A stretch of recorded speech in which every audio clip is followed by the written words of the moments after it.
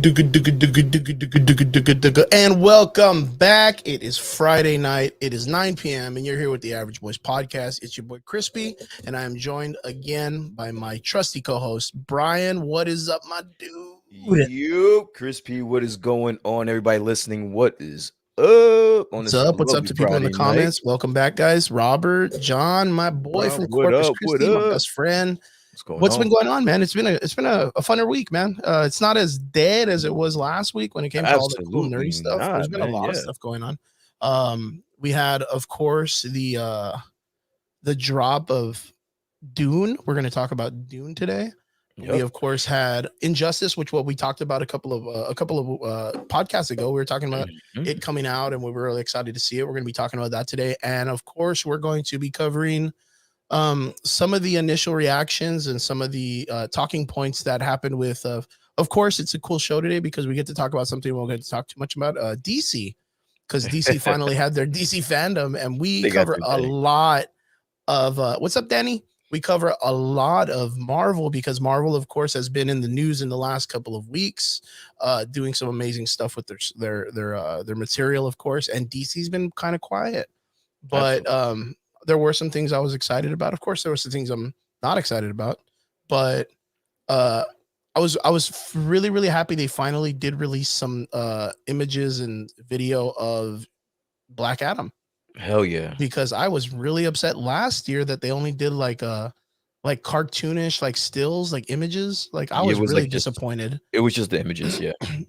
But we did get the opportunity to see The Rock in a part of his costume. And it looks fucking Oh, dude, it amazing. looks really good. It looks really Amazing. good. I think, and of course, like we talked about it, The Rock can do no wrong when it comes to his acting ability, especially when it comes to doing action. This Yeah. would be a really good opportunity to see him a little bit out of his environment because Black Adam is a pretty serious role. Like the character himself is a lot more of, I guess, like an Injustice Superman, like the way Mhm. he is in the comics. Like he's very stern. You know, he comes from that regal attitude of like the ancient Pharaoh Egyptian times. Yeah. So to see The Rock, Dwayne Johnson act that way, I think it's gonna be amazing. And I, then to like he explained it like this is the role he was born to but yeah, play. born When for. anyone says when anyone Yeah, says that, bro, sign yeah, me you're up. kind of you're Sign me up. stuck on Yeah. it. Yeah. But I mean Sign me up. that I mean, The Rock himself, I think The Rock, like the Brahma Bull The Rock, is the role he was born for. Because True. yeah, he's Dwayne The Rock, Dwayne the Johnson. Like he's a normal kid, Samoan, Hawaii driven, good ass athlete, fucking six Mhm. feet tall at 12 years old, a behemoth of a man. That that position that his father, Rocky Maivia, got him into when he was a younger kid, getting him into the wrestling and all that stuff. I think that Mhm. was the role he was born for.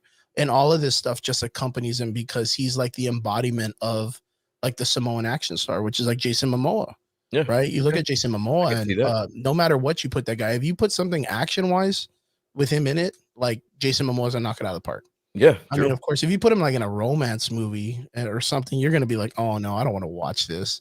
I need to see this dude destroying The, something. the ladies might have a different Oh opinion of yeah, of that, but I'm course. just But I saying. mean, the aspect is we want to see them in those action roles because we look at them as heroes.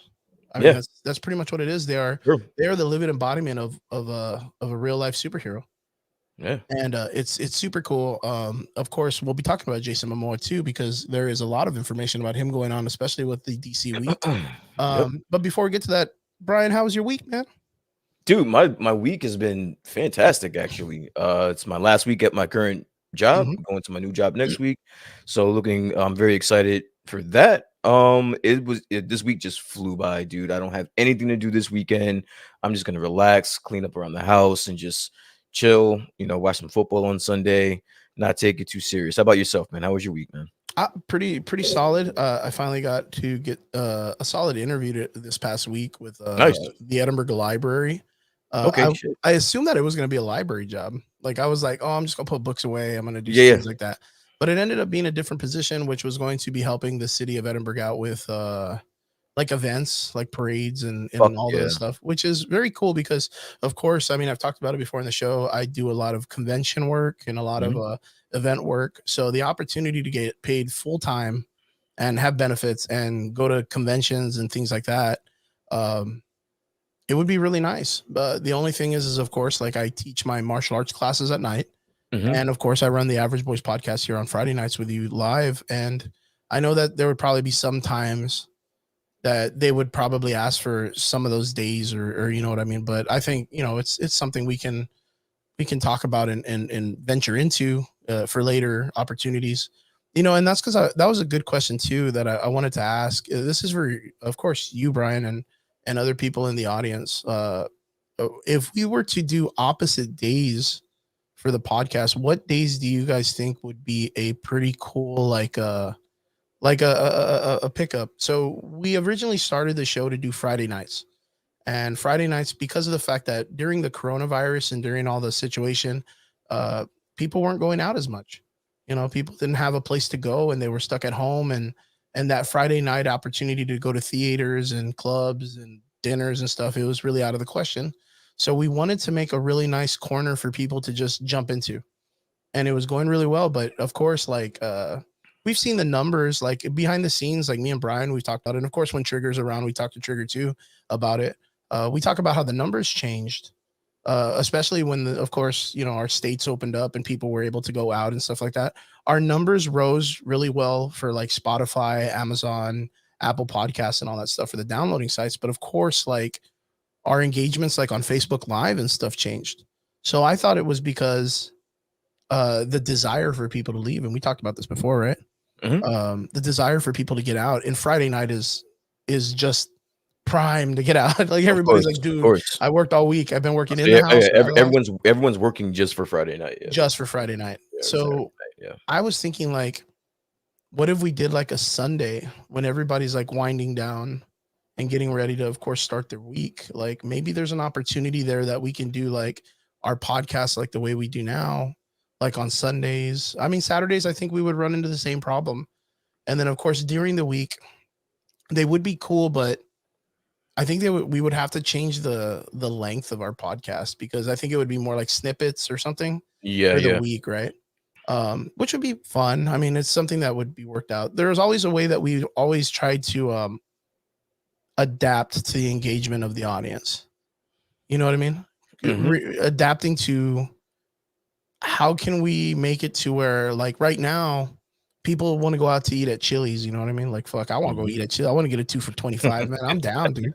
Um, so but it's like, how do you do it? Like, there's this really cool event. Okay, so like with you, Brian, you live in Jersey and you're not that far from, of course, like, the big city, New York and stuff. Mhm. And you guys have these opportunities sometimes that people will do like rooftop parties. Yep. Right, they'll get up on top of their apartment complexes or their buildings and be able to throw like some type of comida or like a party or a barbecue like right on the roof of the building, Yeah. invite people, and it's very homely, it's very cool. And then of course, like the visual opportunities that you guys have to see the big city view, it's such a beautiful thing. I find myself sometimes falling asleep to videos of YouTube videos of people like that just have cameras pointed out of their apartments at New York City, like just to hear Yeah. the sounds and stuff, Mhm. because it's something that, of course, people that live in country sound areas, we would love to have that opportunity to see that kind of view. Yeah. And then, in fact, in the comment section of those videos, you see it where people say, like, I wish I have the opportunity one day to have a view like that. Yeah. And it's so impressive because, with the opportunity to live in a big city, it's kind of like overlooked sometimes because it's just everyday life. But you don't know how much like the people on the outside are like, wow, man, I really wish I could do that or whatever. Yeah, but I mean, to be honest with you, and on the total opposite end of that spectrum, we Mhm. kinda get envious of you guys as Oh, well yeah. with some of your views, because like, you guys get the beautiful views and and don't have to pay so much for it. Us, Exactly. we gotta pay for those views. We gotta pay for those Yeah. views. So What it's like it's kind of a even trade-off. But yeah, I mean, it doesn't get any better than like midsummer, late summer rooftop parties, or even if you're at a nice lounge that's a rooftop party in the city. It doesn't really get any better than that. But again, I used to live in Texas for a little bit, Mhm. and the views out there were fucking Oh, beautiful. yeah. It's When you just get when you get yeah. that opportunity to have like just country, Yeah. and there's no like the sound pollution or the noise pollution or the light pollution, and you Hmm. really get that opportunity to see like just the straight clear skies at night Yeah. or even during the day. It's beautiful. There's like a certain artistic beauty to it, like when you're driving through Texas, like in the South Texas, and you see like all those palm trees, Yeah. or like you see like the big what are they called, like the turbine fans, like you Yeah. see the Yeah. Yeah. farms of those. Like it's so enticing to see. But it's something that I really want to get into. Maybe we can maybe hold like a, like what's that thing called, like a poll to see what times would be really cool. Of course I have to make it to where it's available for you and I, because you're on a different time period, so I have to make it feasible for you also. So maybe we can talk one day about switching the day out to an opposite day if that comes, because it'd be nice if I got a job like that. For me, it's like, dude, it'd be nice just to get a job right now, man. It's Yeah. rough finding work. It's rough finding work. How is the economic and social norm in I Jersey was going just for you gonna guys right say, now? man, it's so different over here. Yeah. Like everyone here is looking for a job. Is it? When It's gotten really bad. I literally, yeah, I literally, and I think we talked about it Mhm. last week, or maybe I was talking about it with D on on our podcast. Mhm. The numbers for people that are quitting their jobs is at an all time high. People are not working right now.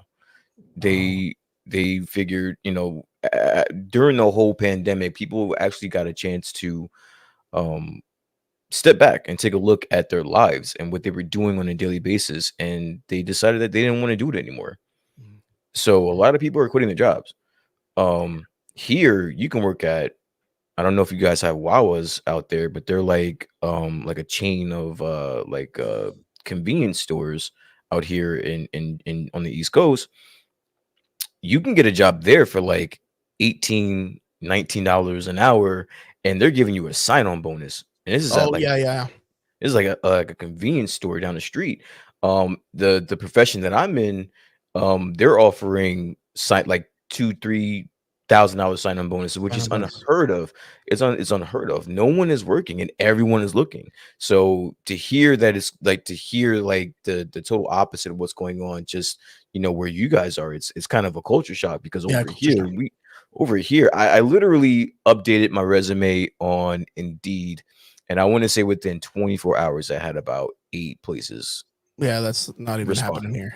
respond to me. That's not even. So I had like the luxury of actually picking where I wanted to go, and vet all of these places to see if I wanted to if I wanted to pick one of them as a landing spot. Mhm. Like, to know that that's not the option for everyone in the country is weird. And I don't know if you saw that there was a meme that went up that broke down like how much money you have to make per hour to live state by state, Mhm. from like the most expensive to the least expensive.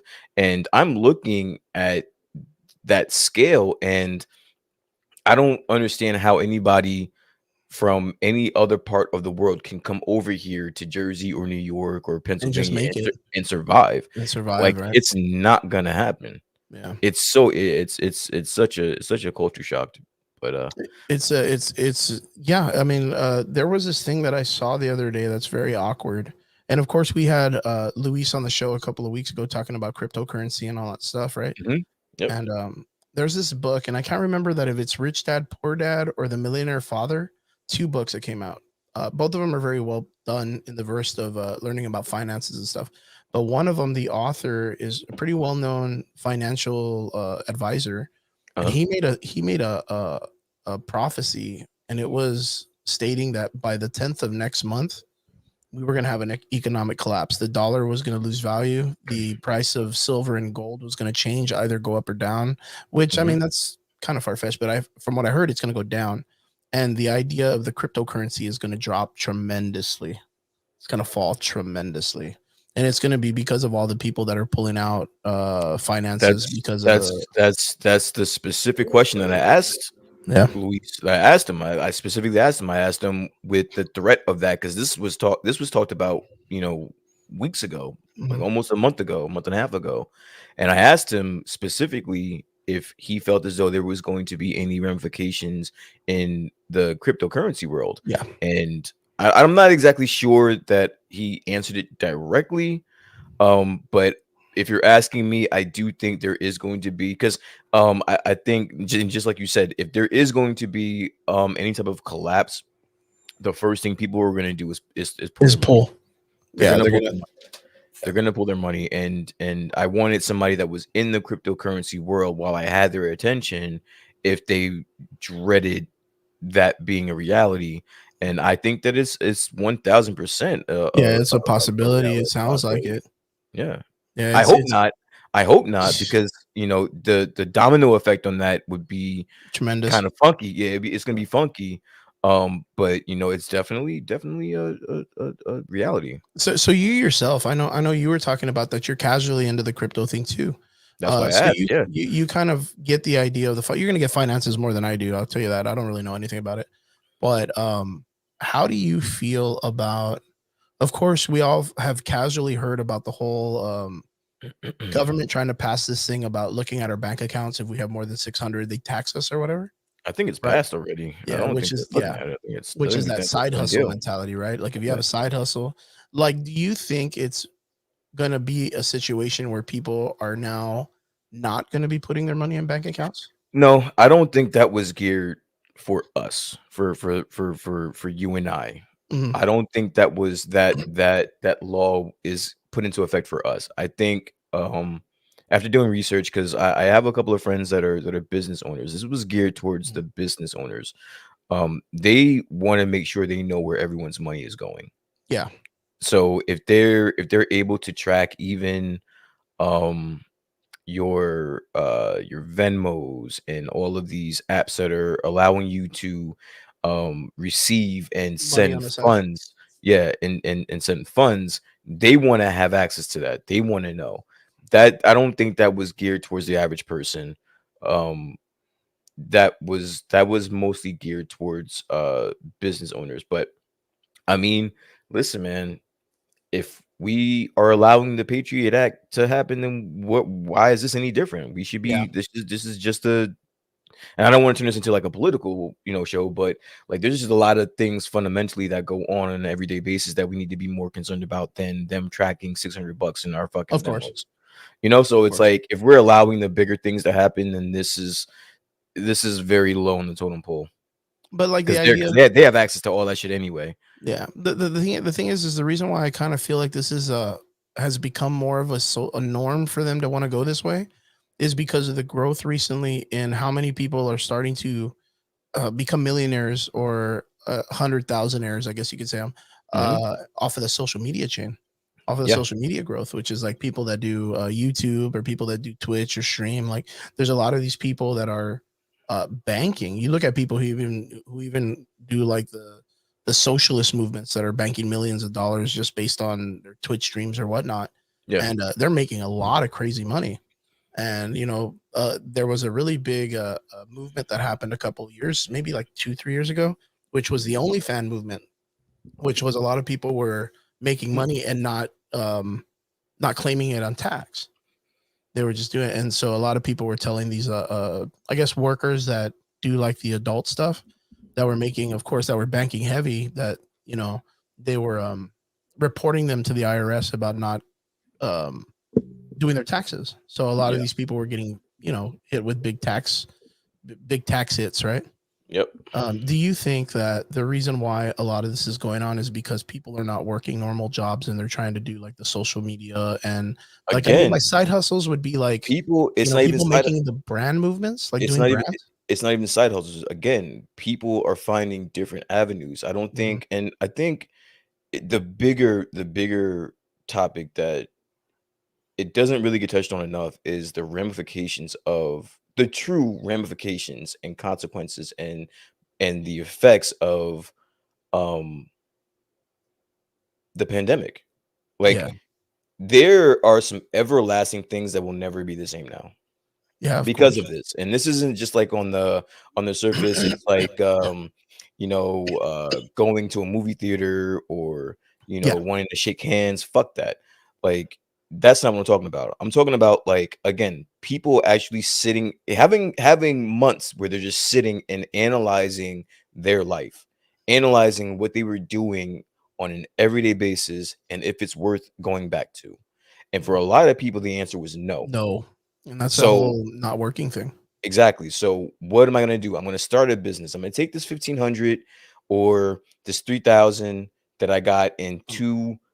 two installments, and I'm going to invest that in cryptocurrency, or Yeah, I'm I'm going gonna to do invest something. that in here, or I'm going to do this over here. I'm going to start a business over here. People like, and it's and I don't want to talk about it in a negative thing. I think it's fucking awesome, to be honest with Yeah. you. Um, but that's what we're looking at. We're looking at a world where people are starting to realize that there are different avenues and different ways of making money and surviving, and I'm all for it. I think it's I I think mean, it's I I think think it's it's great. great. I mean, I think it's for every human being, especially people that come to America, right? Like we want for people to be successful. I want Mhm. for everybody to get that American cut. I want for everybody to get that American dream thing going on.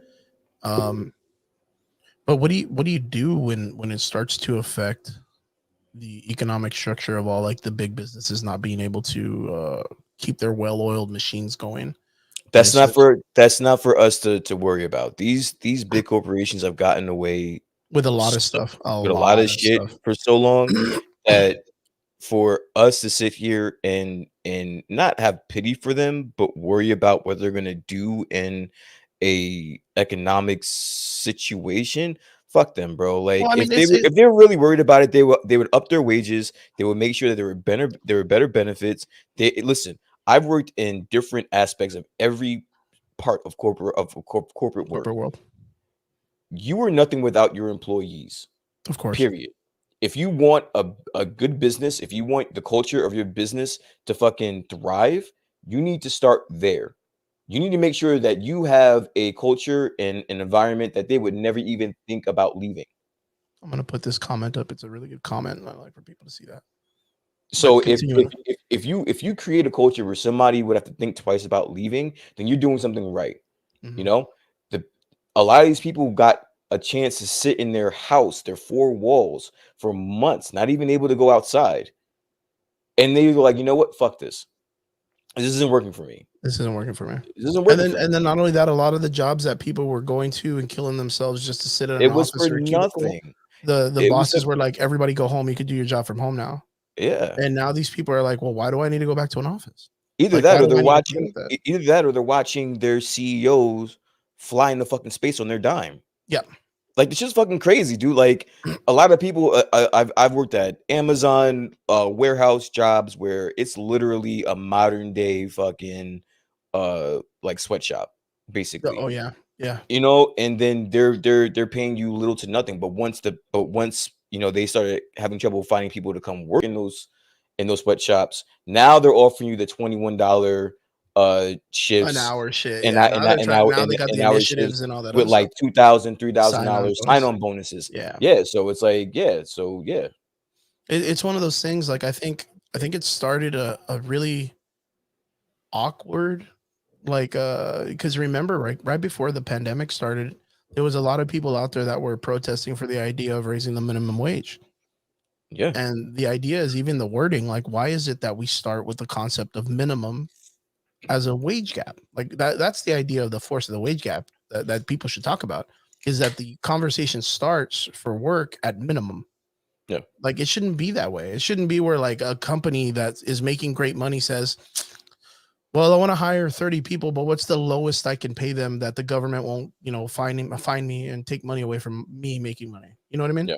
Mhm. That I think that's the most horrible thing a business can do. Like is where the cap that the government sets is what's the lowest you can pay instead of taking care of its employee. And this goes back to the idea that I've always said, that the reason why things become harder is because like in my area, right where we live, it's a small country town. And let's say you want to rent a house or you want to buy a house, and you work at Mhm. a partial job. Yeah. That job, if it's pretty basic for the area, you should be able to at least make some type of finance that you could take care of yourself. And then, of course, like a little bit of living condition. I'm Mhm. not saying it should pay all the bills, because you should never settle with like the easiest thing, right? You should always kind of hustle for something bigger for yourself. Um, but the idea of like sometimes people will say, oh, well, this apartment complex that you're going to rent, like, it's right next to a school. So we're charging 200 extra dollars for that place. Yeah. And I'll be like, well, I don't got no fucking kids. What does that benefit me? So like, why are you charging me that extra for? And they'll be like, well, I'm sorry, that's just what we do. Like we're just charging extra because it's near a school. Yeah. But what if you're a single person? What if you don't have kids? What if you don't believe in having kids? What if you're just one of those people that's like, you know what, not my thing? Or what if you're in a relationship that uh, that you and your loved one aren't into having children? Yeah. Like, what is that gonna benefit you, and why are you paying extra if that's a thing? Like, you know what I mean? Like, but then Yeah. again, when you bring that up to the attention of the renter, they're just like, oh, well, that's just what we do. Then Yeah. it should be like when you want to eat a sandwich at Burger King, like you like, oh shit, I don't want. If you go buy a bacon burger and you're like, well, I don't want bacon. Oh well, we're just gonna charge you for a regular burger. Then we'll take the bacon off and not charge you. Yeah. Right? You're just removing all the extra shit that you don't need. But the idea is they don't work that way. Sometimes when you remove the lettuce and shit from a burger, they'll charge you for the salad, which is the same amount So of shit. then you know what, Chris? Then don't eat there. And Yeah, this of and course. this is and this is and this is and this is going to that like that last comment that we got. Oh, okay. And kind of double and just kind of doubling back to when you were talking about minimum wage. Hmm. It's minimum wage because there were people willing to work for that. Of They can course. find people that will work for that. But I'm telling you, once the pandemic happened, people were like, man, fuck this shit, dude. Like I was fucking just breaking my back for basically little to no money. And then now look, so now when the people are saying, you know what, we're not working for these conditions anymore, we're not working for this wage Yeah. anymore, guess what happens? They raise the fucking wages. Yep. They're having to fold. They're They're having to fold to the. they're raising the wages. And this is like in like on a bigger scale, which if you really want me to start getting into like just my bag, like we hold more power than we just I don't know, man. We hold more power than we like to believe. And when we Yes. want them as a unit, if us the people, the working people moved as a unit, we wouldn't be in such an economic, you know, on the Strut. brink, but yeah, it's right. Like Yeah. it wouldn't be that way. Just and again, just this little bit, just this little piece um of an example is perfect. It's like, dude, we're not working for this shit anymore. So you know what? All right, so now we'll pay you $21, 22 hours just to fucking pack groceries. I don't But know. but I but mean, $21 in anywhere else in this yeah. world besides New York and New Jersey, you're making a pretty decent Oh yeah, fucking week, $21 would be easy money down here. you know? So it's like, You'd have a really great life down here if you were making yeah, $21 an dude. hour. But you see what happens is then the person who is out there hustling to create a business of having real estate, right? Mhm. They know that the economic value changes on the minimum wage. So they're like, oh, okay, cool. Like that dude's making $21 an hour. I could charge $800 for this $500 apartment. You know what I mean? And there's not a real like they don't really like the government doesn't tell people you can't do that. Like, it's just a hustle. Like if you think you can sell that car that has no AC in it, Yeah. has a busted tire, if you could sell it for $3,000, because again, the double-edged sword, someone is willing to spend the money on it, then do it. That's the whole Mhm. like scalper mentality, right? Yeah. Like the scalper mentality is like when everybody was buying toilet paper, like by the droves, there was like people that were buying a truckload of toilet paper and then trying to sell it on the side of the road for $10 a roll or some shit. They were trying to get that side hustle, but that's the same thing. Like if there's no litigation on how people do the scalping, then they're just going to take advantage of all the people that get put in that situation. But we can't worry about that. That's something that we can't control. And we were never in control of that. We can only do what's best for us and our family at the end Us of the and our day. families. So it's like we can't really worry too much about, well, if we start making these moves, they're just gonna move the goalpost. That's the name of the game, dude. Like that's the name of the game. They're gonna fucking move They're the going to move the goalpost. goalpost. That's what they do. Like Yeah. that's basically that's their job. And So we can't really focus too much on that. Yeah, it's probably like a 99.8% possibility that if we start making more money, they'll move the goalpost. But I mean, we got to do it. We got to try it. it's a good question. Random Rick, thank you so much for jumping into the conversation. He puts, well, did the minimum wage worker really bring about the raise, or did the machine bring it up because it came up before the pandemic? Yep, causes inflation. I really think Um, it was the workers. I think it was I the mean, I minimum mean, wage yeah, like workers. Sooner or later, I mean, this goes back to probably like the industrial revolution or the industrial times of business, where you would have people that would come in and work their asses off for a company, and sometimes the boss is like, "Hey, you know what? Like, I see your hard work. I think you have potential to be amazing. Here's some extra cash for you. I think you're doing well, or whatnot." But you have to kind of stretch that across the board with everybody. Then once you Yeah, kind of do it for one, you got to do it for many. yeah, Um, Again, I've always thought the problem was the idea that we allow the government to say that there's a minimum that you could pay someone. Of course, like I don't know if that's a positive or a negative, because maybe there are piece of shit bosses out there that would try to get away with paying less than minimum one. You know what I mean? And they of don't want to course. take care of their employees. And again, that's the type of people that we don't need to get business from. I mean, for what it's worth, there's a lot of people out there that I think people shouldn't buy from in general if they treat people like shit.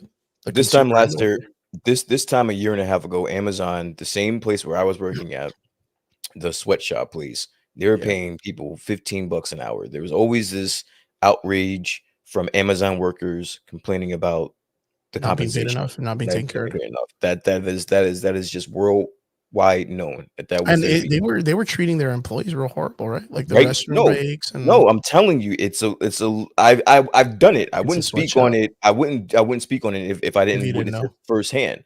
It's literally a modern day sweatshop in the United damn, States. And that same job that a year and a half ago that and it's funny, it's not funny, but it's a shame that when you're looking at some of these people that are working, they're some of them are elderly people yeah, just trying to and find a and side hustle just or a side you know job. what I'm saying? And then that same job you can walk in right now making $22 an hour Yeah, of course. with the $2,000 sign-on bonus. You can't tell me that the people that said fuck that job, I'm not going back there, didn't do that. Yeah, of course. Yeah, they're the companies are getting desperate to get some type of people, and you know what? It goes across the board, because right now they're letting go of the medical staff, right? All the nurses and all that stuff that they hired during the pandemic because If they're of. not getting vaccinated, yeah, they're getting rid of them. So, how are the numbers of vaccinated people looking? Because I talked to a friend of mine down here that works for like the county, and he's saying like, nah, nobody's getting vaccinated anymore. Like, nobody's getting vaccinated. He was like, man, I'm real bummed out. I was like, oh, I mean, what do you do when people are scared Well, and confused? I mean, the numbers, and I can understand why the numbers are going down because I think anyone that is going to get vaccinated is Has already already been vaccinated. vaccinated. They're already vaccinated. Yeah. So just off of that, the numbers are going to go down. But I mean, I don't know if there was another answer to that question, then I won't know it. But as far as I'm concerned, anyone that's going to get the vaccination has already got it. So that would speak to why the numbers are down and why it seems as though people aren't getting vaccinated anymore. So. It's crazy because I think like with the census numbers that we got from the last election, I think that the number of people that have been vaccinated here in my area is somewhere like at the 40%. Like Okay. 40% of the population has been vaccinated. And we have no more vaccination. Well, people that are lining up, and we still have a bunch of COVID vaccine opening places like that are offering the vaccination. Yeah. Uh, I think it's a weird situation, especially what happened with like the Joe Rogan and Sandra Gupta. Yeah. That was a very touchy. I think just the whole situation, and then I think if I'm not mistaken, Fauci, I think like 2 days ago, maybe a day ago, came out and said that it was what was it, Too process of early. gain, or what is it? Yeah, he's been I haven't seen as much Fauci as I have recently. He's not But yeah, making a lot of noise. Yeah. yeah, I mean, yeah, that's a totally different topic I want to touch Topic, on. yeah. But It's really um weird. It's just yeah, it coincides with all this stuff where like our social situation, yeah, gain of function. There you go. Thank you, Rick. yeah. Um, the social situation has become very dire, scary. It's, I feel like myself, like I feel a lot more like I guess depressed because every day it's something different, dark, and I would love for things to kind of have a norm again. And then I we think also I think we're closer to the norm than we've the ever been, norm. dude. Hell Yeah. yeah, dude. People don't give a fuck anymore. A lot of people are vaccinated. They're out living their lives. I think, this is probably as close as that we've been to a normal if there ever was such thing as a fuck, I hate using that term, but if Yeah, there was a such thing as a normal, this is probably as close as we've been. People are vaccinated. People are they're not. A lot of people aren't living in as much fear, at least over here anymore. They're not living in fear anymore. So I'm wearing my notorious Biggie Cat shirt. Uh, but thank you so much, uh, been sitting. Thank you for jumping in. Um, yeah, it's just we feel it pretty weird down here in the valley sometimes. yeah. Like, but of course, there's a lot of courtesy, which a lot of the people down here in the valley are very courteous and humble to each other. Hmm. So a lot of things are starting to get back to the norm, which is nice. Like I said earlier, the job that I applied for, there's a lot more events happening, and of course, we have. I think I talk about this every week. Of course, sponsor of the podcast, Hard Hmm. Engine Fan Convention, which is coming up November 6th and 7th. We're gonna have some really great guests. Pete, hashtag Restore the Snyderverse, my dude. Um, I guarantee he had a pretty solid week with all the news that was coming out against about Hell yeah. DC. So we had This was Pete's time to shine this week, man. yeah, this would be peace. And I even messaged him about the uh the movie that we were watching, the Injustice film, right? Yep. But before we get into that and before we get into our DC talks, I wanted to ask you and I wanted to reach out to the people in the comments. Did you all get the opportunity to sit down and watch the release, which surprised the shit out of me, of Dune on HBO Max, and of course in theater, theatrical release, IMAX? Did you get the opportunity to check it out? And anybody in the comments, did you guys could check it out? What did you think? Um, Brian, I know you saw it because we talked about this a little bit more. Yeah.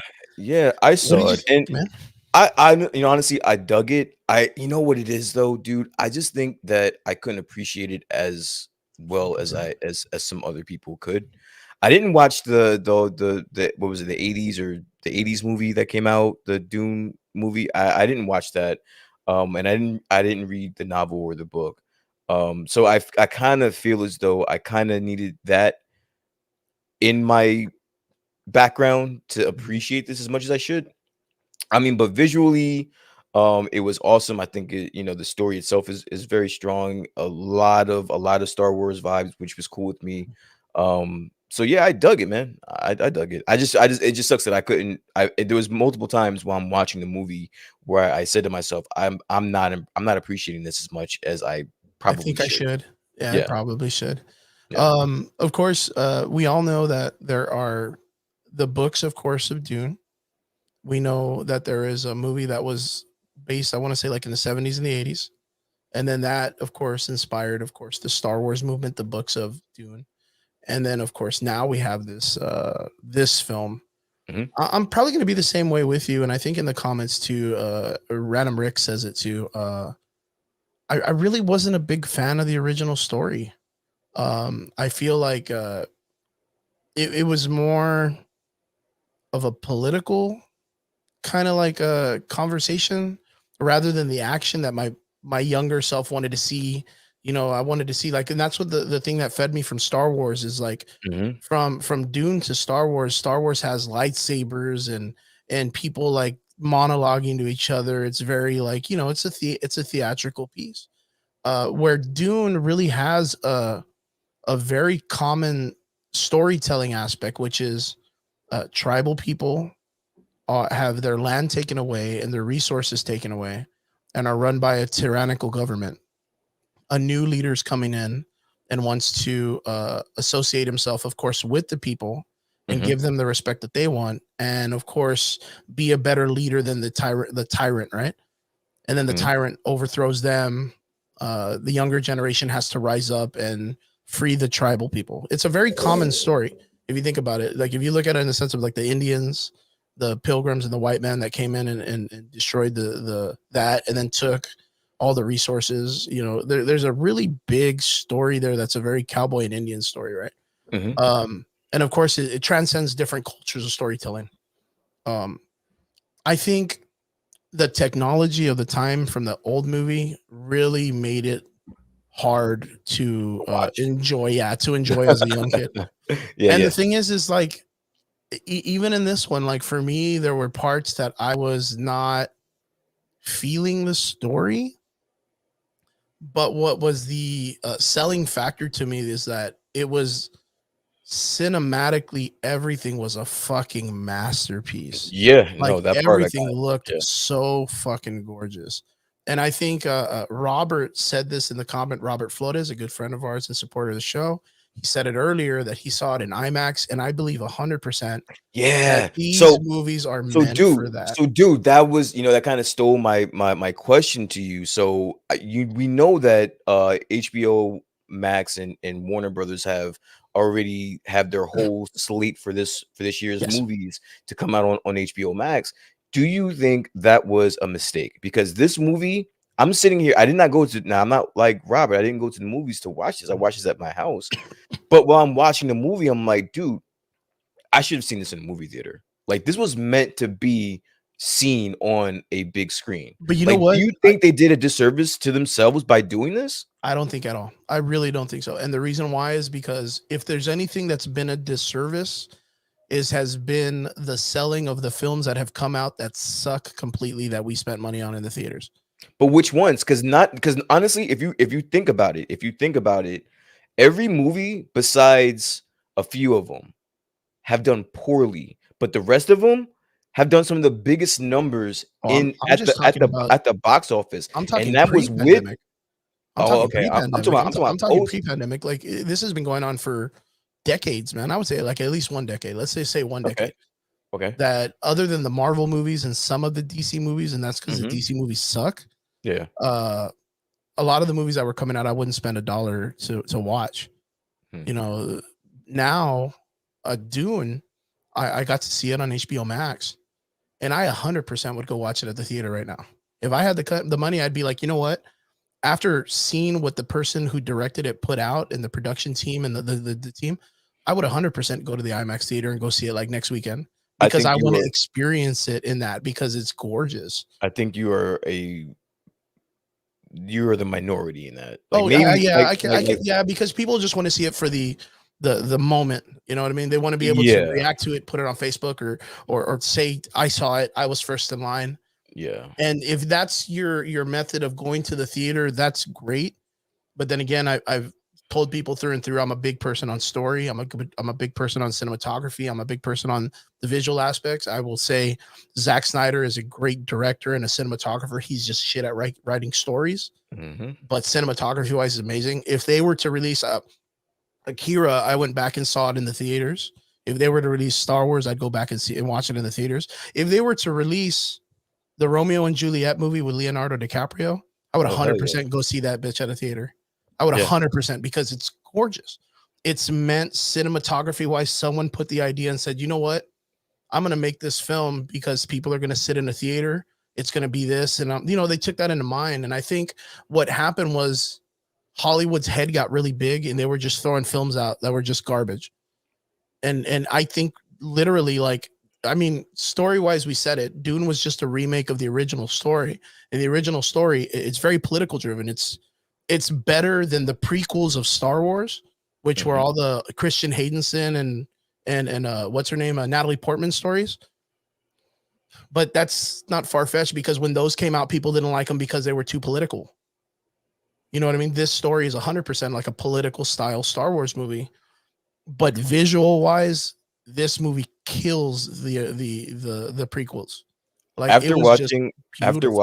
after watching this movie, I said to myself, they fucked up by releasing this on HBO Max. Yeah, I mean, 1000%. because there's going to be a And large amount of people that are like, "Cool, saw it, don't need to go check it out."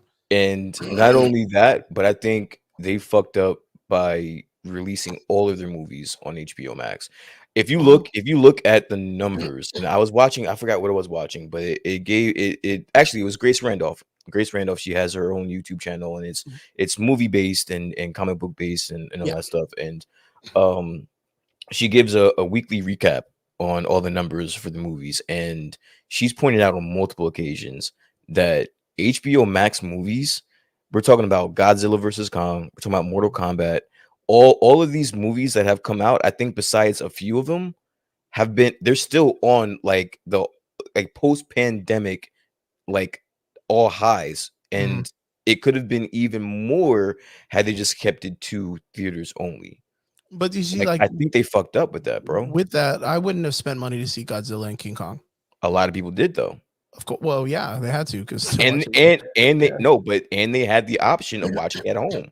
I think that one was like if you were to compare the experience and story and like the overall matter of it, I think Dune is a better film than whatever King Kong was.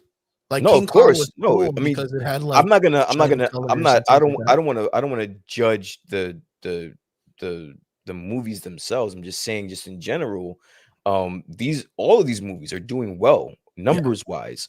So yeah, you might not have wanted to see or Yeah, but wanted there's going to be anything to do with a King large Kong amount of people that'll do it. versus Godzilla, but their numbers wise, that is one of the best selling movies in the theaters post pandemic. That is Mortal. I hated Mortal Kombat. I can't stand that Mortal Kombat movie. It's one of the best. It's one of the highest selling post pandemic movies. You can't deny that, and that's with that being available in your house. Yeah, of course. That's crazy.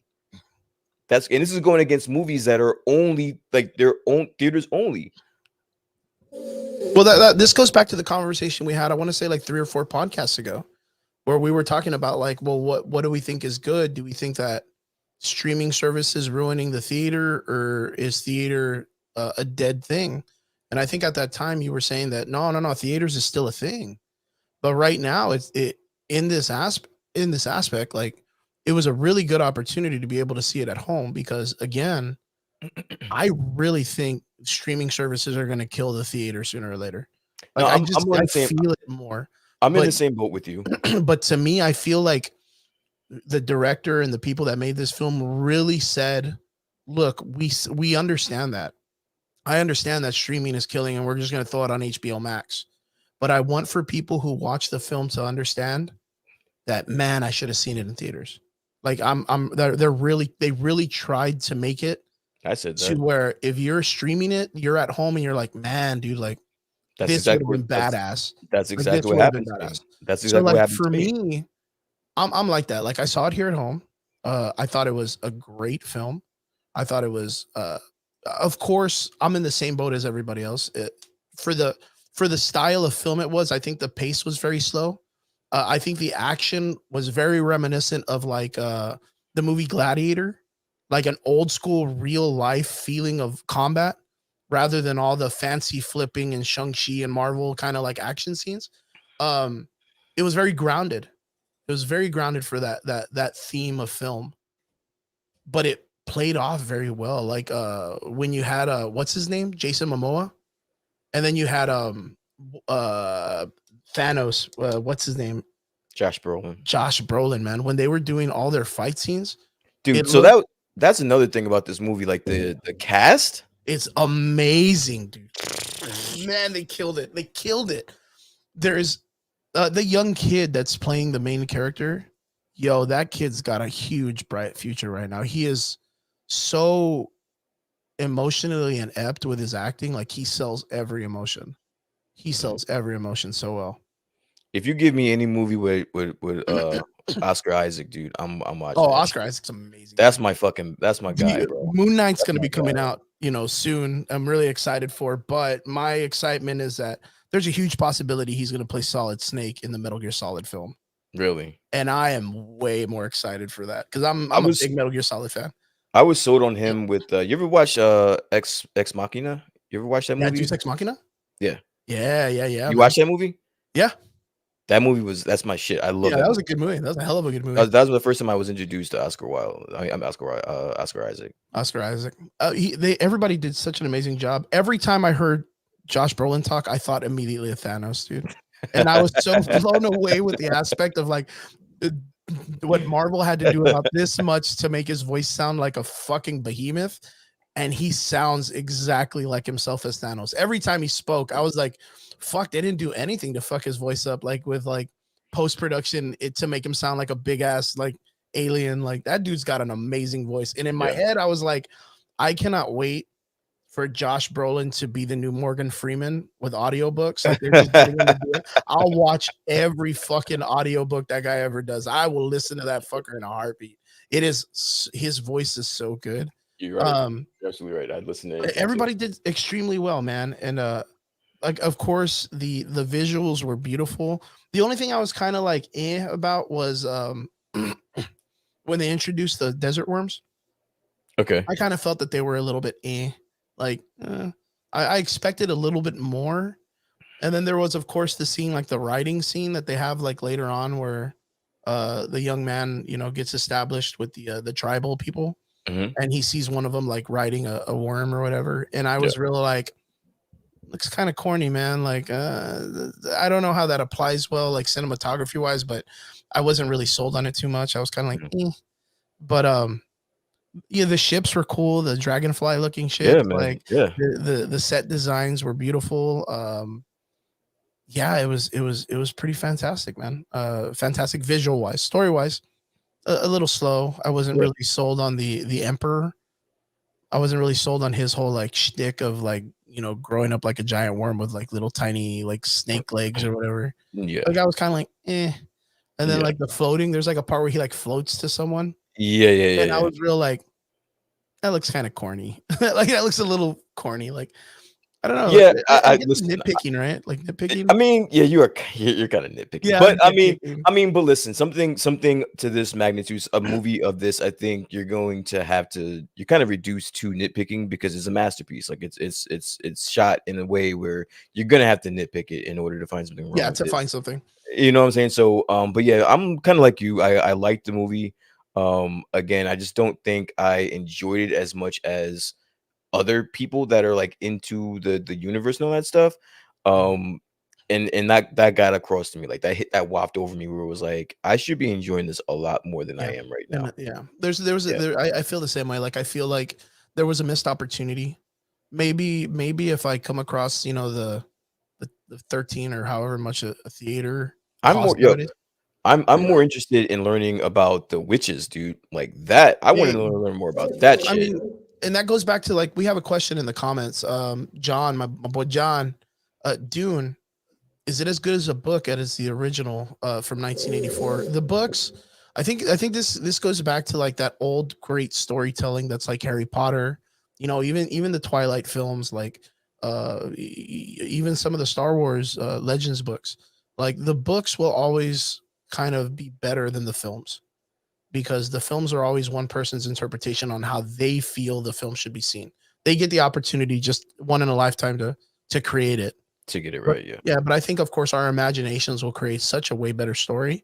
Um, I think the books will always be better. And of course, a lot of the whole like spaghetti western space cowboy stories are all kind of inspired by Dune. So if for it to be an inspiration of that size and that magnitude, you could understand like they're probably really great written books. I myself, I haven't read any of the books. I'm not going to try to lie to people. I'm not going to be that normie, dude. I'm 100% a normal Dune normie right now. I am casually excited to see where it goes. I think, of course, the main actor, the kid, like he really portrayed a really great lead role. I think he sold me the character, and I'm Absolutely. excited to see what he's gonna do next. I mean, Absolutely. every time he got hit with a premonition or a vision or anything like that, He he really sold that sold the shit. emotion. He sold Sold the that emotion. shit. He Yeah, he sold he that really shit. did very well for him being like a breakout artist.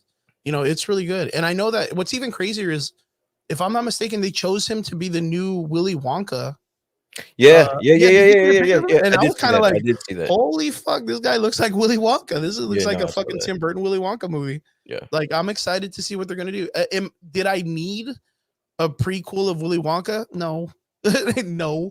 It's one of those things like, But are uh, you gonna be mad at it no, though? I'm not gonna be mad No. at it either. No, I'm not gonna be No, mad. no, no, That goes off of the idea of, did you ever remember Chris Evans did a movie called Snowpiercer, the no. train one? Mm-mm. No, if anybody's out there, I think you could still see it on, I want to say like Netflix. And the cover of it is him with like an axe, and it's like a circular background, maybe like a tunnel, but it's all snow, like so it's all like blue and grayish colors. It's based on humanity has been hit with like a freeze over, and humanity has survived on a train. And they eat like real random shit, like it's just survival shit, right? Yeah. But it's like post-apocalyptic, and apparently that story is a continuation of the Willy Wonka story. And what happened was Willy Wonka created a device and it fucking froze over the whole world. And the train that he has is like the conveyor belt that he made out the Willy Wonka Center. And like that's why if you watch the film, there's so many little Easter eggs to Willy Wonka. Like when they need work on the train, they need children to work on it because the gaps that the engineers created the train with are so small Oh, for the that Oompa adults can't Loompas. get into. And it's for the fucking Oompa, and all the Oompa Loompas died. All Gotcha. the Oompa Loompas are dead. So like since they're dead, like the only thing they have is children, and children are the only ones that are able to get in and work on the boat. And then Gotcha. like all the bosses of the elitists that are in the train that are like the higher class people, Mhm. like it's almost reminiscent of all the characters of the kids that were taken. What's up, Eels? How's it going, man? Ooh. That's my boy Edgar right there, man. One of my gaming buddies, one of my homies. It's almost reminiscent to each of the kids that were taken during the original Oh, Willy during the Wonka original story. movie? It Oh, is that's it, cool. dude. That's It's a cool. trip. It is a big trip movie if you compare it to Willy Wonka. It's crazy. It's crazy. But that's Snowpiercer. If you ever get the opportunity, there is a TV series that they created and also a film. I prefer the film over the TV series because they created the TV series over the growth of the film. But yeah, guys, if you had the opportunity to see Dune, what do you think? What were your first initial reactions to it? Do you think it was a preferable movie that you should have seen in theaters, or are you okay with watching HBO Max? Or do you think it's one of those things that knowing that it came out and you have the opportunity to taste test it, are you willing to go see it in the theater and give that money to that finance or that franchise because you think it's worth it? It is on HBO Max and it is in theaters.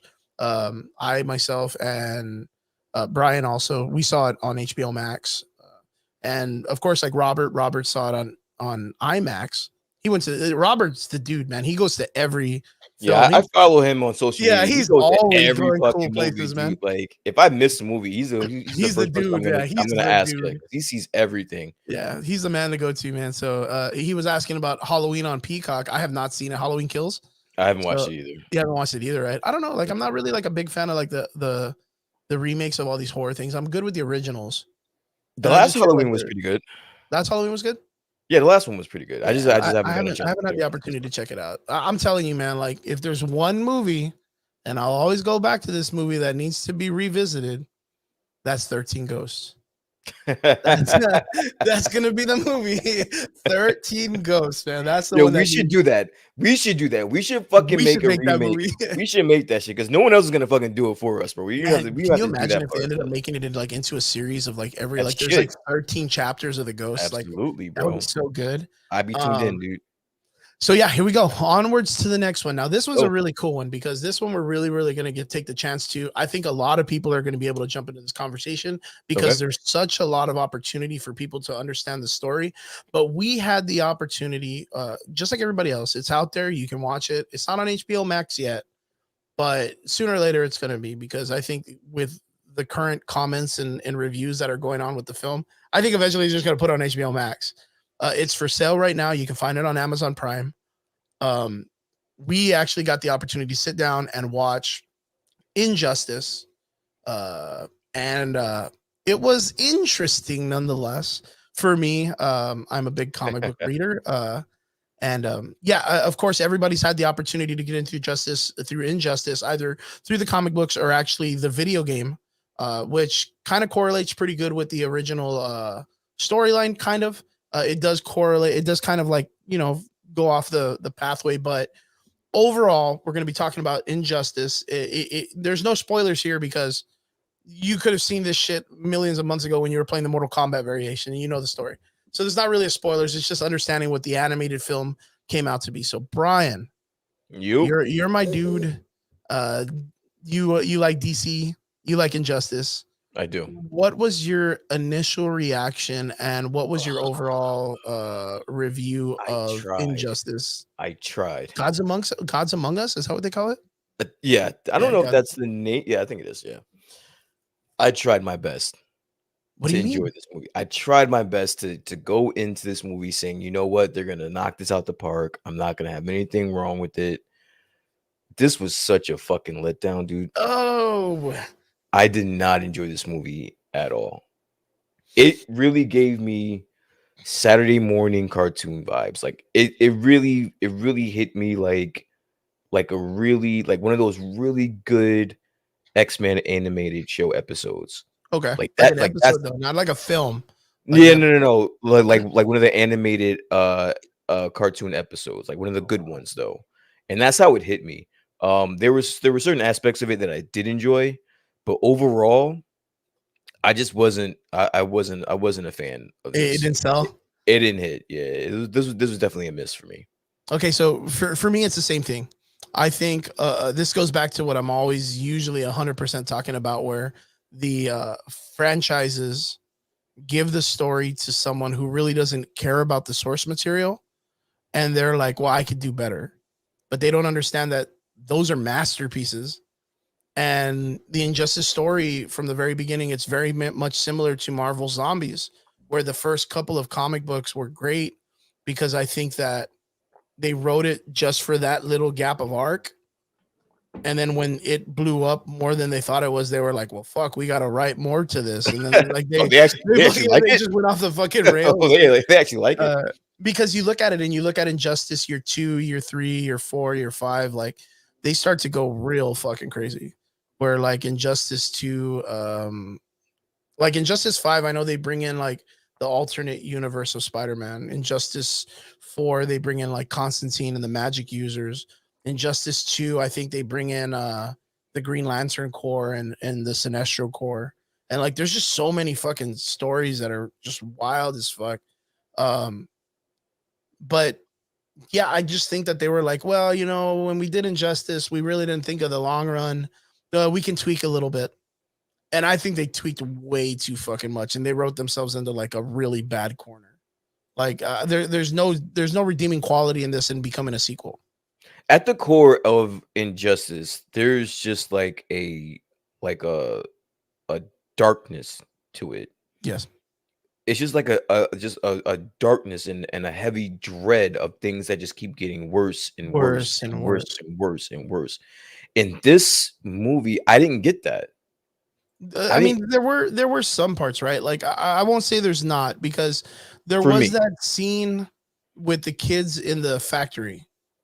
And even that was just like But it was it, yeah, like you said, like it's one of those things that you're kind of like, like yeah, sucks to like suck. yeah, like I don't know. It just didn't hit for me. No, I understand that. I understand that 100% because there were so many points earlier that destroyed the opportunity to get engaged more in the story. Hmm.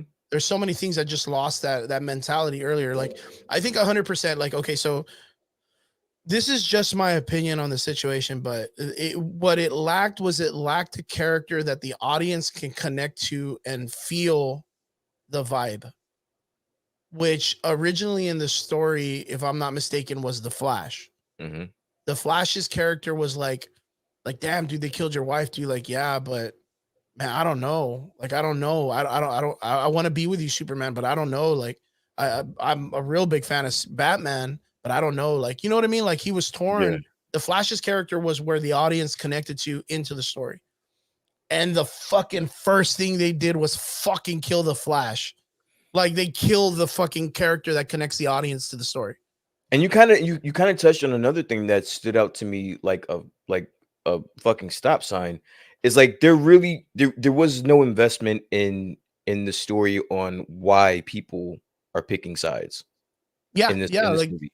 It was just like, you know what? I'm over here. You know what? Oh yeah, you know what? Fuck that. I'm over here. Like there yeah, but really wasn't there wasn't a anything. split. There Yeah, wasn't like a big split. there wasn't.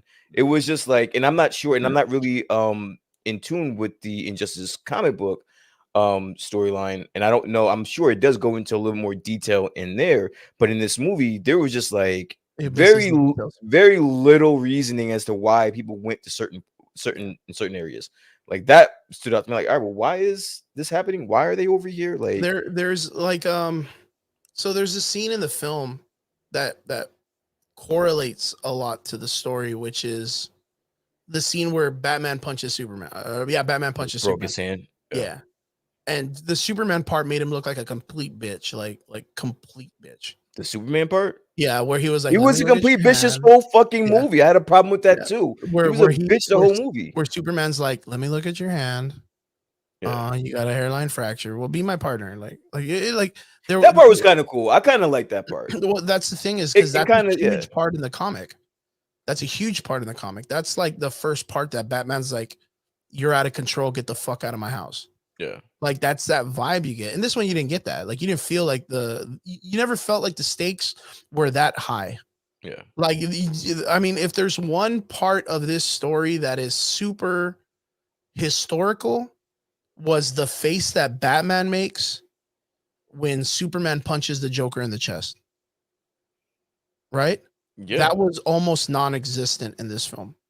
And it's very crazy because I've always wondered, like, was that an artistic choice in the original story of the comic book? But did you notice anything about the comic book compared to this about the design of Batman? Off the top of my head, not really. And it's very But minuscule, but you'll notice it once I say, you're gonna be like, holy shit, I never thought of that.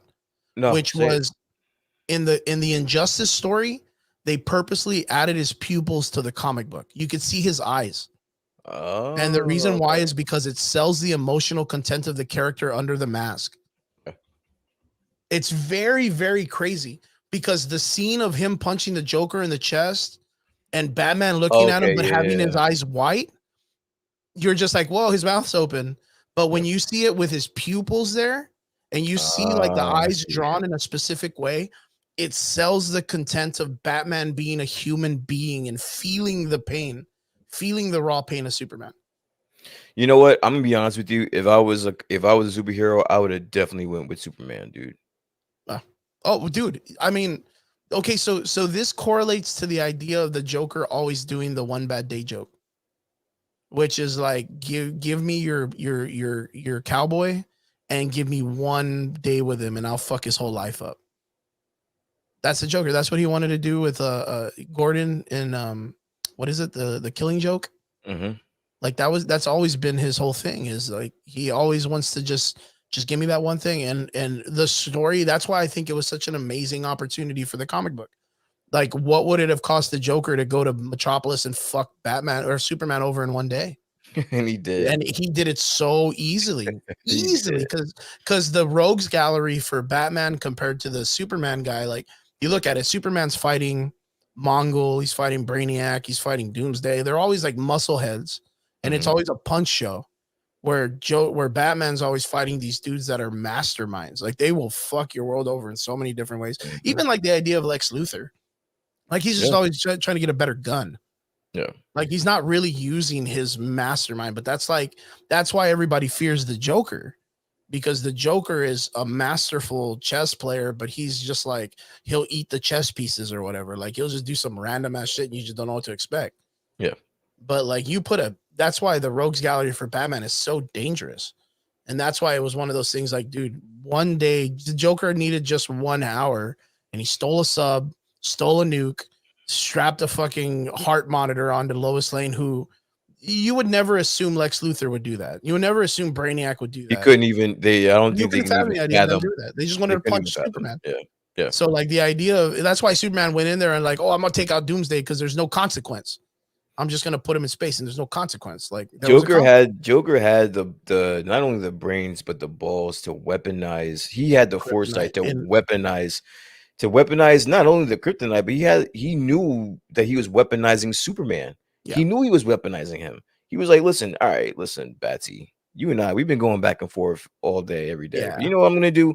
I'm gonna get this asshole over here, and he's yeah. gonna I'm gonna do go my save work. someone else, man. Yeah, you know When I what? He least might kill expect it. me. Yeah, like he might kill me, but guess what? He's gonna fuck you. He's gonna fuck you too, bro. Yeah, So he knew it, and yeah, that's the great storytelling of this piece. Is that the greatest story that's ever been told in DC is the friendship between Batman and Superman. yeah. You know what I mean? And the greatest other story has been Batman beating Batman and Joker. Superman. Okay. Yeah, Batman being Superman. And the reason why I say that is because a human being is still stronger than the most strongest dude. Yeah. A cornered animal. It's the easiest way to put it. Because in that situation, that's why there's always these weird like you'll see superheroes versus superhero or villain versus villain, and Yeah. they always say, "Well, is there prep time?" Because if Batman has prep time, he can take out anybody. I don't You know what I believe mean? that. I I don't don't believe believe that that. shit And that whatsoever. and yo, and that's my one problem with the whole Injustice storyline in general. Superman, listen, I'm not the hugest Superman fan. I can probably name a couple of superheroes that I have over him. Mhm. But I mean, if you're just dude, there's no one that can beat Superman. Yo, Superman's gonna tank everybody. He's It's one of taking those things like, everybody, and yeah, it's gonna be within like before lunch, dude. Like yeah. he's not gonna spend that much time on you either, dude. Even in the opera, okay, so like even in the breakdown, Superman flying Lois Lane out of the fucking submarine would have killed her. Mhm. He didn't even need to go to space Yeah, no, because he pushed her through a lead fucking submarine. Pushed a yeah, human being through a lead wall, like with like all the force that Superman can push someone through a steel wall. Like she would have been smothered. Like just the opportunity of him like getting her up against the wall because he's literally punches her in the chest hmm and flies her through the wall. yeah. That would have That's it. instantly killed a small little 125 lady easy, dude. Yeah. And then of course, like the baby would have been lost. The whole life, the whole goddamn person would have been lost. It's not even the Yep. sense that they lost the baby. The whole thing would have just been fucking cheese Yeah, on the wall. So yeah. I don't understand where the idea of like him slamming her through the sub and then needing to fly her into space to kill Outer her. space, yeah. Yeah, like her heart stopped there. I don't know why it didn't stop slamming into the lead wall of the submarine. So the continuity wise, there's a lot of shit that doesn't make sense. You know what I mean? Why Yeah. didn't the hammer just crush her fucking skull? Like when Harley Quinn like just Oh, when bashed her Harley upside. Quinn just bashed Whoa, her in the man, dude, fucking head, fuck, yeah, he hit the shit out of that chick, yeah. dude. Yeah, like, fuck, dude.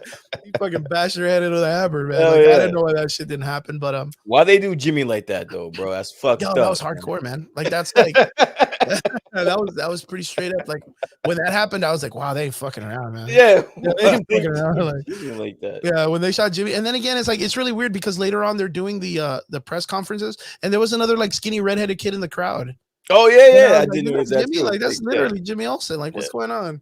that's But funny. yeah, there was just a lot of like there were some points that they did take from the comic books and they kept, which was good. Mhm. But then again, there were some really big missed opportunities. The other one that was really crazy was of course the Damian Wayne and Nighthawk, Nightwing fucking Nightwing. thing, Dick Yeah, Grayson. yep. I feel like it was very missed because they decided to kind of cheat out on the way that it was done. Okay. And of course, there's a little bit of scrutiny on they had to establish that earlier when they were training and oh, watch the legs and they trip him and Dick's kind Yeah, of like yeah, one yeah. upping uh he's one upping Damien, right? Mhm. And but it didn't give you enough that there was enough animosity between both characters for Damien to outlash that hard. Like Yeah. when in Yeah, yeah. any other comic book have you ever seen one of the Bat family try to throw something at someone in mid battle? Yeah, so that I think again, that's what it was for me. Like it was, I don't want to call it soulless, but it was just something that was just missing. I don't know what it is. I can't explain it. It was something that was just missing from the whole movie itself. But to speak to what the point that you're touching on, yes, like it's just out of nowhere. Next thing you know, Nightwing is dead. Yeah. We don't know where this animosity came from. We don't know what, like, we don't, just in the context of the movie itself. Mhm. We don't know where that came from. No, we just know that Nightwing's dead. Yeah, and even in the aspect of it, we know that you know Dick Grayson and Batman himself have all been punched by Clayface or Solomon Grundy or Mhm. someone, and they just through comic book fashion kind of walk off that essence. And here we have just a stick hit Damian Wayne in the temple, or hit Dick Grayson get hit in the head by Damian Wayne, Lights and out. it's literally just a stick to the head and he's dead. Lights Where out. of course the missing part, like I said in earlier when you and I were talking off scene, the scene happens in like a restroom or a shower area where Mhm. there's that like kind of elevated tiles of edges, which is very reminiscent to the way Bean dies in Ender's Game. Where not Mhm. dies, but he gets the contusion to the head because he hits the edging of a tile that's sticking up off of the ground. That's what happens to Dick Grayson in that story. He falls and he smashes his head on something and it cracks his skull and his spine or whatever the fuck. Which again, I'm not a comic book or anatomy guy. I don't know if that works all the time, but that's how he's off. This one, it just he got hit head with a stick. What? Like, you know what I mean? Like, I was kind of like, wait, that killed him? Damn, that's weak as Mhm. fuck, dude. Like, why is this dude a superhero if that's tanking him? You know what Mhm. I mean? But I feel like it was more like they wrote it really off, and it just felt like a really petty move for Damien to do. Yeah. Like, it just felt petty. Like, it was just like, ah, fuck you. Like, I'm a little punk ass kid that This is can't your control his fucking shit. mentor. This is like one of your Yeah, mentors. Like yeah. you're gonna throw a fucking yeah. That In the was weird. It was weird. story of Injustice, the Dick is constantly patronizing him. Yeah, Like he's yeah, yeah. constantly picking on him and There's he's a picking build on up. him. There's a build up And to it. then Yeah. Damien kind of like, of course, you see it here happen where he kind of comes out and says, well, you know what? I think what Superman's doing is kind of right. And of course, Batman is kind of like, dude, fuck off. Just Shut the stay fuck home, up. man. You know, Yeah, shit. yeah. And Damien's kind of the one that's just etching him. He's always etching him, but that's the way Dick Grayson is he's kind of like snarky. He's always Hmm. attitudey towards him, but it's because he treats him like a little brother. Yeah. But Damien doesn't understand that because he's always been treated as an assassin to be left alone. So he Hmm. doesn't get that camaraderie. And it's kind of established in the comic book. It's not established here. I mean, yeah, you know, he trains with Ra's al Ghul because he's like, oh, I trained with Ra's al Ghul. Yeah. But you don't get that vibe. You don't get that. You just feel like he's just training with Dick because that's what they show. So Hmm. you kind of have to be a little bit more. I guess they were kind of banking on the idea like, oh, You well, know the everybody story. knows who this character is. Yeah. They know what he does. But it doesn't feel that way. It just doesn't feel that way. I think of course the Flash's situation and the Dick Grayson situation, like I wasn't emotionally invested enough to care about those two deaths. It was a miss. Yeah. Yeah, it was a really, really big miss. And even in the concept of like the relationship between Batman and Superman's really missed. In the comic books, they're sitting down, they're on, I think they're on like a ledge, and Superman comes up to, I think, brings him coffee, and he's like, dude, I really need to talk to you. And he's like, Lois is pregnant, right?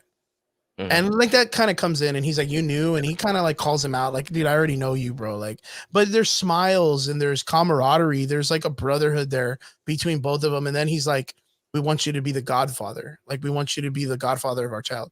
And then he Hmm. doesn't say anything. He kind of just smirks because they're happy.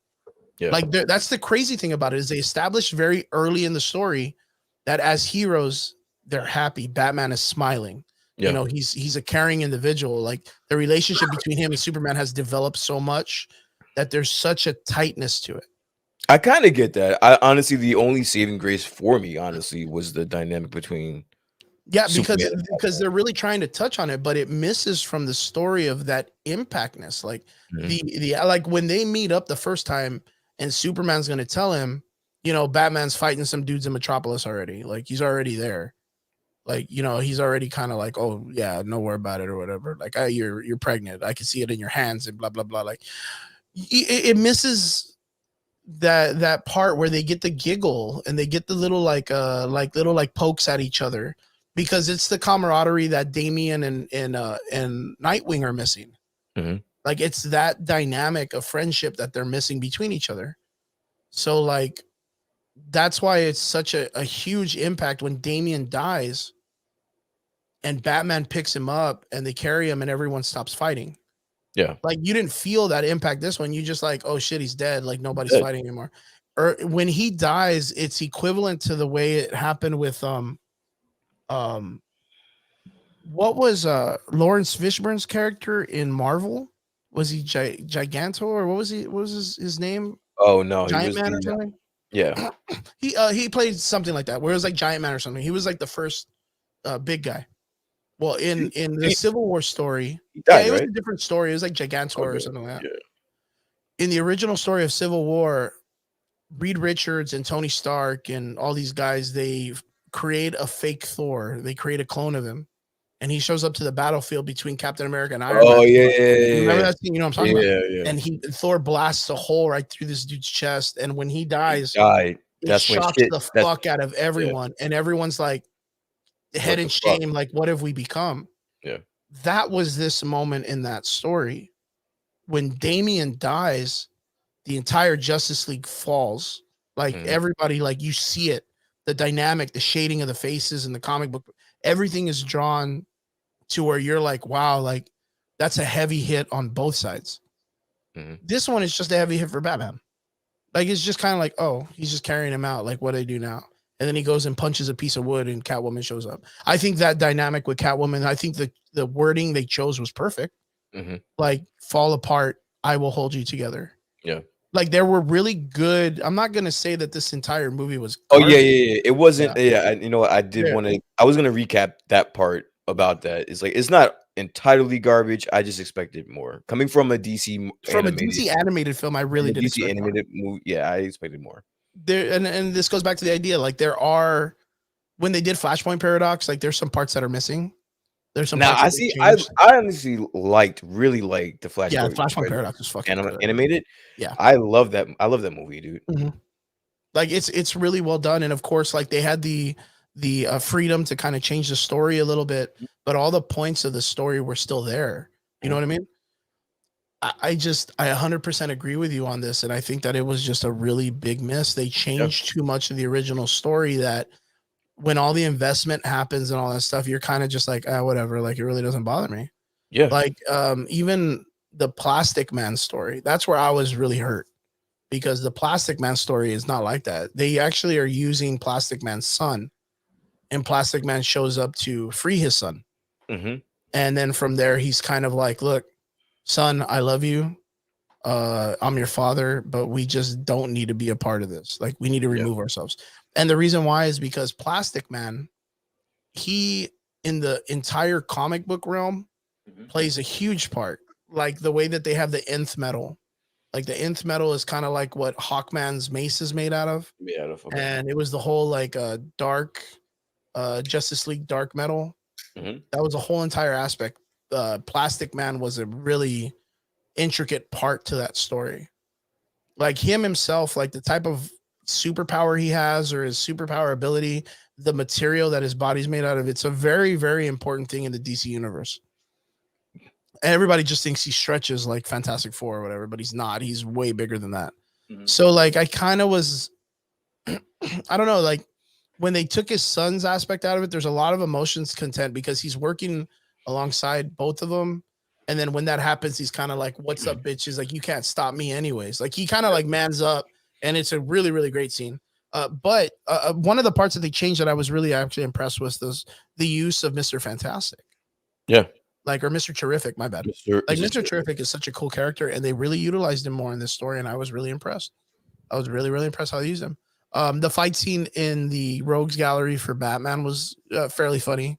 Like I Hmm. told you earlier, yeah, the death of Damian was the sad part, but like when Superman kind of like uh just fuck starts He Solomon had Grundy's enough. He had chest. enough, dude. Yeah, Yeah, he he had just enough like of the ruined shit. Yeah. it was very like I was kind of like, well, you should have started with that, bro. Like you should you should Yeah. have started with that He because like flies straight through Solomon Grundy. He was like, you know, I had enough of this shit. Everybody back in your cells. yeah, back in your cells. Back in your Everyone was cells. like, I'm yes, over sir. it. They just like I'm no one over. like I'm no one over it. second look, dude. I'm over it. Yeah, everyone. And I kind of like the idea of like them like poking at the calendar man, like the dude with Yeah. the numbers on his face, and they were Yeah. kind of like, dude, who are you, bro? Like you're nothing. Like I was like, dude, poor guy. And he's like, No oh, respect. like everybody's like, No respect. and then like Batman having the contingency plan from the Doom story Yeah. where Yeah. the story of Babel, where like he tells Cyborg, like, don't do it, dude, like don't do it, and he hits him, and then Croc's like, whoa, that's messed up, That's dude. Like, fucked up. Yeah. yeah, That's like I was kind of fucked up. like it kind of tips its nods to the story of that universe that there are these like Easter eggs of all the bigger stories of the universe because the Injustice storyline is, of course, a multiverse and it's very well removed. Yeah. I didn't like the fact that early on in the story with when they introduced Mr. Terrific, they're already kind of dictating on the idea of the multiverse. I kind of feel like they should have held back on that. And then when they get out to the field and they do it, boom, that Superman comes in. And I think it would have been a bigger hit for the story if they just didn't even mention a multiverse. Like Okay. if they would have been like, and then they like when he brings that out, you're kind of like, oh, that's gonna be some kind of box they're gonna hold him in or whatever. And then all of a Yeah. sudden the box opens up and another Superman flies in, and you're just like, Oh, fucking hey, that's so yeah. cool. I didn't even know they were gonna multiverse. And then he's like, yeah, like Mr. Terrific, that's what I do. Like I'm a multiversal investigator. Like that's what I do, and this is what my big plan was. But then again, when they brought in the other Superman and of course the other Lois Lane, Hmm. there are so many points that the Batman of the Injustice world kind of like tips his hat to the Superman that you're like, I mean, they're gonna eventually work together anyways. Hmm. Like they're gonna make amends. There's no like real big animosity between them. When the Green Arrow dies in the comic book is kind of like the straw that breaks the camel's back on Batman or Superman, because he 100% believes that they were there to kidnap his parents, and he's kind of like, that's the last straw. I'm never going to trust you again. Yeah. Like, so that is the part where, like, Batman and Superman will never see eye to eye again. They may, of course, later on in the story, when they do get together and actually help each other out, you're kind of like, wow, I didn't see that coming, but okay. I guess they know that they have to get shit done. Yeah. But like in this aspect, like there's too much like hope. I guess the idea, that's what's really sad about it, is because Superman is the embodiment of hope. And you're kind of hoping that Superman breaks his mentality and just kind of gives up and becomes better. He's so like on the edge of it, because even Wonder Woman during the Injustice story, like everyone fucking hates, because she's such a bitch. Like she's such like a what is it called? Like a very imperialistic bitch. Like she's just like, yo, bro, we need to be in charge. Yeah. Like she's like that all the time until the Greek pantheon shows up and Zeus is like, all right, Wonder Woman, we're going to fight Superman, and you're not going to fight with him because you're one of us. So get your fucking ass on the team. And she's kind of like, well, you can't do that. And he's like, bullshit, I'm your fucking father. Like, get on my fucking squad because you're Greek. And then she has to go to battle because they choose her as the champion to fight Superman. So like, it's interesting because during that whole entire aspect, Wonder Woman is on Superman's side 100%. She's like, yeah, dude, fuck Joker. Yeah, fuck that guy. Like, yeah, we need to be in there and squash boots or whatever. But then again, they had that scene where, of course, it goes back to the idea of Superman wiping out all of those kids in the factory. Like, I 100% was like, wow, dude, like, I can't believe they made that shit. Yeah. Like, in that story, that's where I was kind of like, wow, that's deep, dude. Because you could hear, like, the kids screaming and fucking, he's just laser beaming. You know, 100% none of them kids got superpowers. And what the fuck did Batman actually think he was gonna do if he went into that building? I don't know, but you could see that he had that deep desire to be like, I need to go, I need to stop him. Catwoman's like, bro, like, and do what? Stop him. Where is your what? Where is your? And the whole time you're kind of like, dude, why didn't you just do that kryptonite ring bullshit? Yeah. Like, why didn't you just have that and just beat the fuck out of him? Like, you could have just done that a lot. Like, it's like an MMA fight. Like, the more you beat the shit out of him, the more you're right if you can win the fight, I guess. But like, yeah, like he had no answer for Superman. Like, they should have weaponized the kryptonite from the very beginning, even before that started. And he knows better in the Batman Superman story. You know what I mean? Yeah. But there, it's like you said, man. There's just so much missed opportunity. The Ollie Green Arrow scene. There's so much more to it in the story, because he kind of plays the character that's like, everyone get away, I'll stop Superman. Yeah. And there's 100% no way fucking dude, he's got arrows, bro. Yeah, he's Hawkeye. Yeah. You know what I mean? He's like the Hawkeye of that fucking Ultron scene. Yeah. He's like, you get away, I got this shit. And no, you don't. Like, and that's just what it is. You just see like that ominous Superman with the red eyes, and he's all shadowed out in the background. And you just see the Green Arrow, like, all right, dude, let's fucking fisticuffs up. See, that's what, you know what it is? I think that's it right there. That's what I was missing. I'm missing for that shadowy Superman, like that. Yeah. Like I didn't get that. I didn't get that from this movie. Like, that's what I wanted. Like, you could have fucked up the entire writing, but as long as visually I had that Superman, it would have been an injustice for me. Because I think that there was just moments, and we touched on it earlier when Mr. Terrific meets Superman for the first time, and he's kind of sits down and plays that chess game. Yeah. And Superman comes in and he's like, well, we're going to take everybody's guns. And then Mr. Terrific's like, okay, cool. Like smoking. Yeah. And he's like, what? And he's like, yeah, we'll stop smoking because that kills more people. Yeah. And then after that, automobiles. And then after that, you kind of just feel like at that moment when he makes that face at him, like, really, dude? Like, that's how you're going to do this? I guess you're not going to work. You're not going to help me. Yeah. He's kind of like, man, for real. All right. Like, this is the way you're going to tell me. There was a lot of things that people were actually bringing the argument of saying to Superman, like, dude, you're wrong. Yeah. And there was a lot of times that Superman was like, fuck, dude, are they right? Like, I'm second guessing myself. Like, you had that vibe where Superman was constantly second guessing himself. Yeah. In the Injustice comic book, that dude's like, fucking, nah, dude, I ain't second guessing myself. fuck capitalism. I'm straight tyrant. Like, Yeah, you're gonna listen to what it like. There's a moment where he just switches and he just doesn't believe in anything anybody says anymore. yeah, And it and we was don't missing really that. get that in this movie until he turned on Wonder Woman. Like, that's when Yeah. he definitively said, "Alright, fuck everybody. Mhm. I'm doing whatever the fuck I want now. Like, there's Mhm. nothing that's gonna stop me. None of you guys can stop me. Mhm. I'm doing what the fuck I want." But you see, like in the comic book too, like when that happens, Wonder Woman is still like, "Hey man, you're right. Let's do this shit. I got your back. You're hot as fuck," or Yeah. whatever the fuck he's Yeah. into. Uh, in this story, when he says it, and then it comes out that Batman releases the footage of him like fuck starting that party, like, oh, laser eyes, Yeah. let's rave up or whatever. Like Rave up. Wonder Woman's like, oh my god, you killed all the kids. Oh my god, But dude, he's he was still wiping that down whole though. fucking continents, dude. She Like was she's like, worried.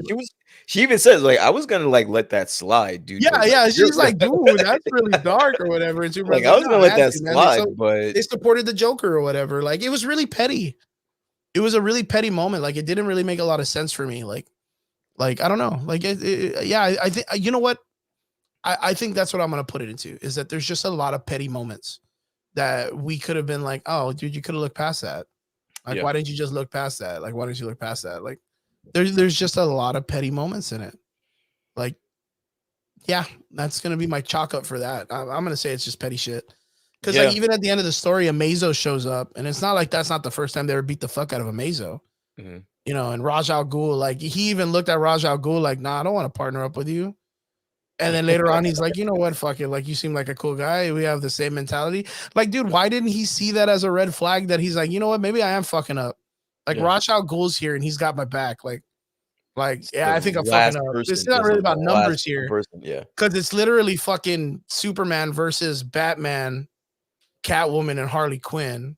None of them have fucking superpowers. In fact, Harley Quinn's just a gymnast. Fucking Catwoman just steals shit. And even fucking Superman shows up and he's like, yo, you're stealing rubies. You're breaking the law in a world where I'm saying not to break law, but uh, Go talk to your boy. Batman needs you or Yeah, whatever. go Yeah, go talk to ahead your and go boy. confront it. Why didn't he, if he's already giving that fucking faction, like, why didn't he go over and say, you know what? I understand, Bruce, you lost your I don't son. think that would have been the time. I That mean, wasn't that's the that perfect part I time for got. that storytelling. It makes more sense. That part I got. That wasn't a time. Bruce was not It gonna was a good written part.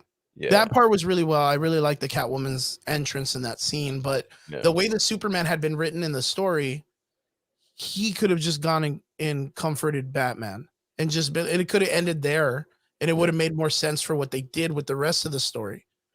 Because like, why did he even have the heart to tell Catwoman to go when he could have gone?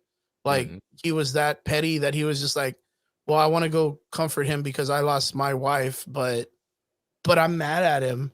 You know what I mean? Like it's Yeah, like a ex-girlfriend or some shit. That's what it felt like more. yeah, That the argument between Batman and Superman was more like an ex relationship or yeah. something.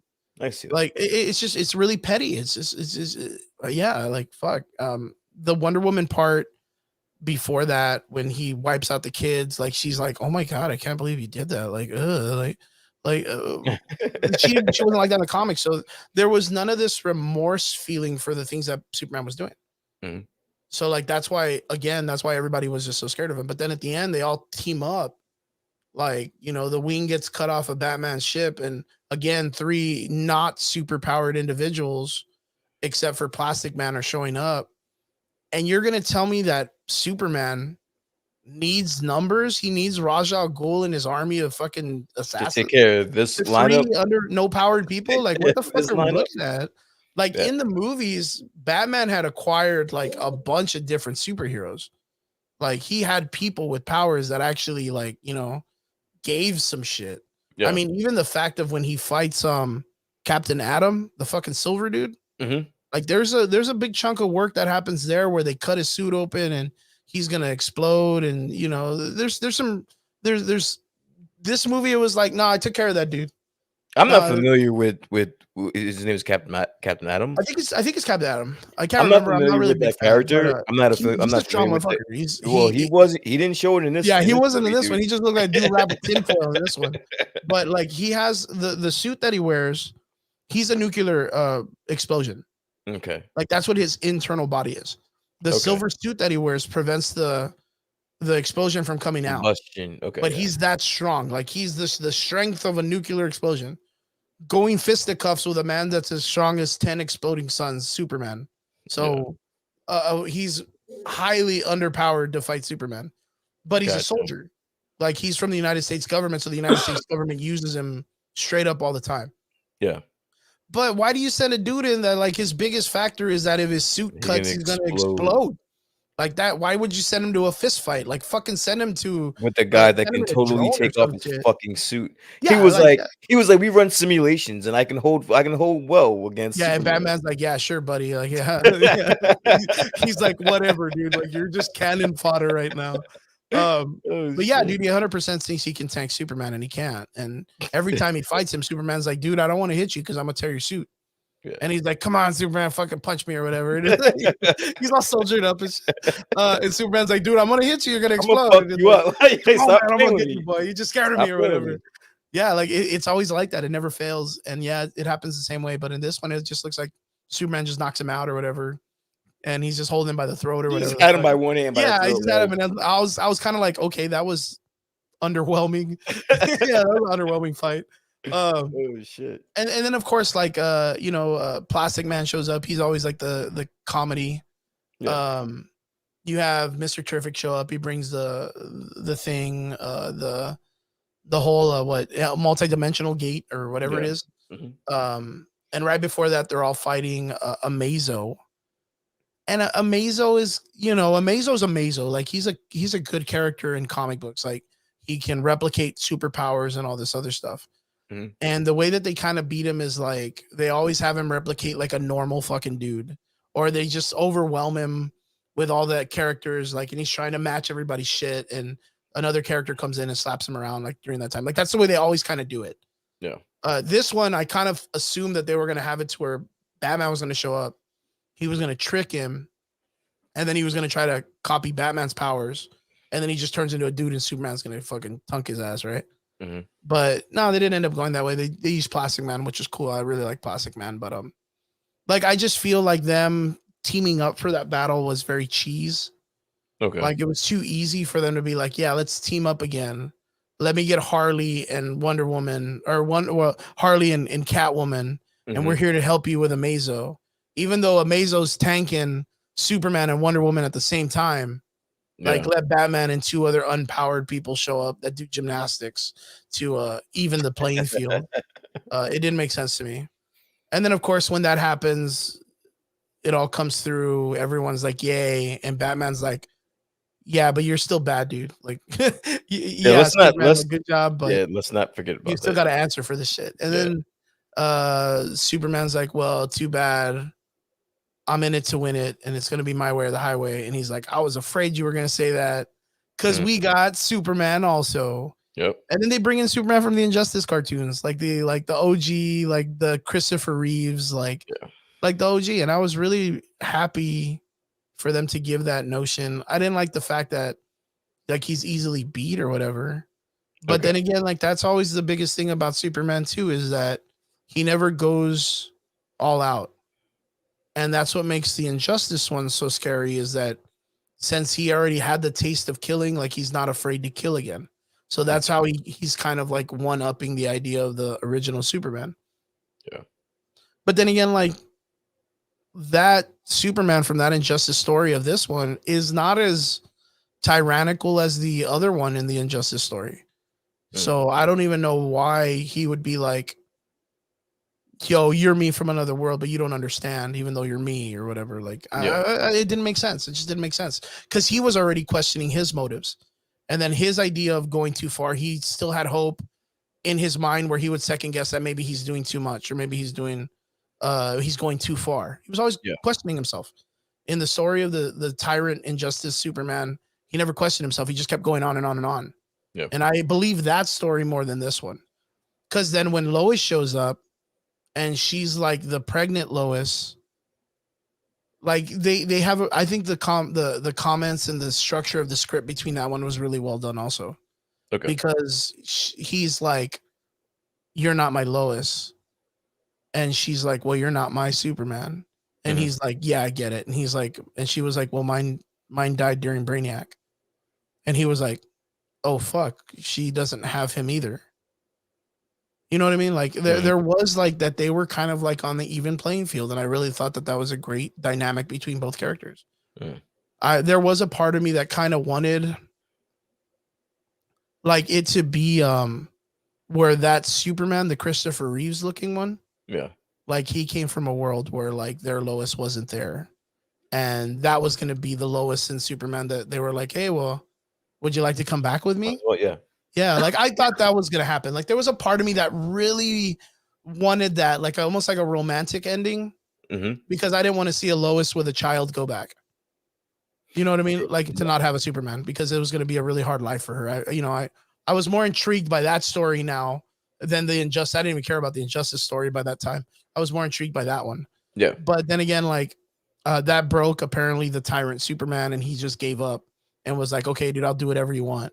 And Wonder Woman was like, holding him, cuddling with him.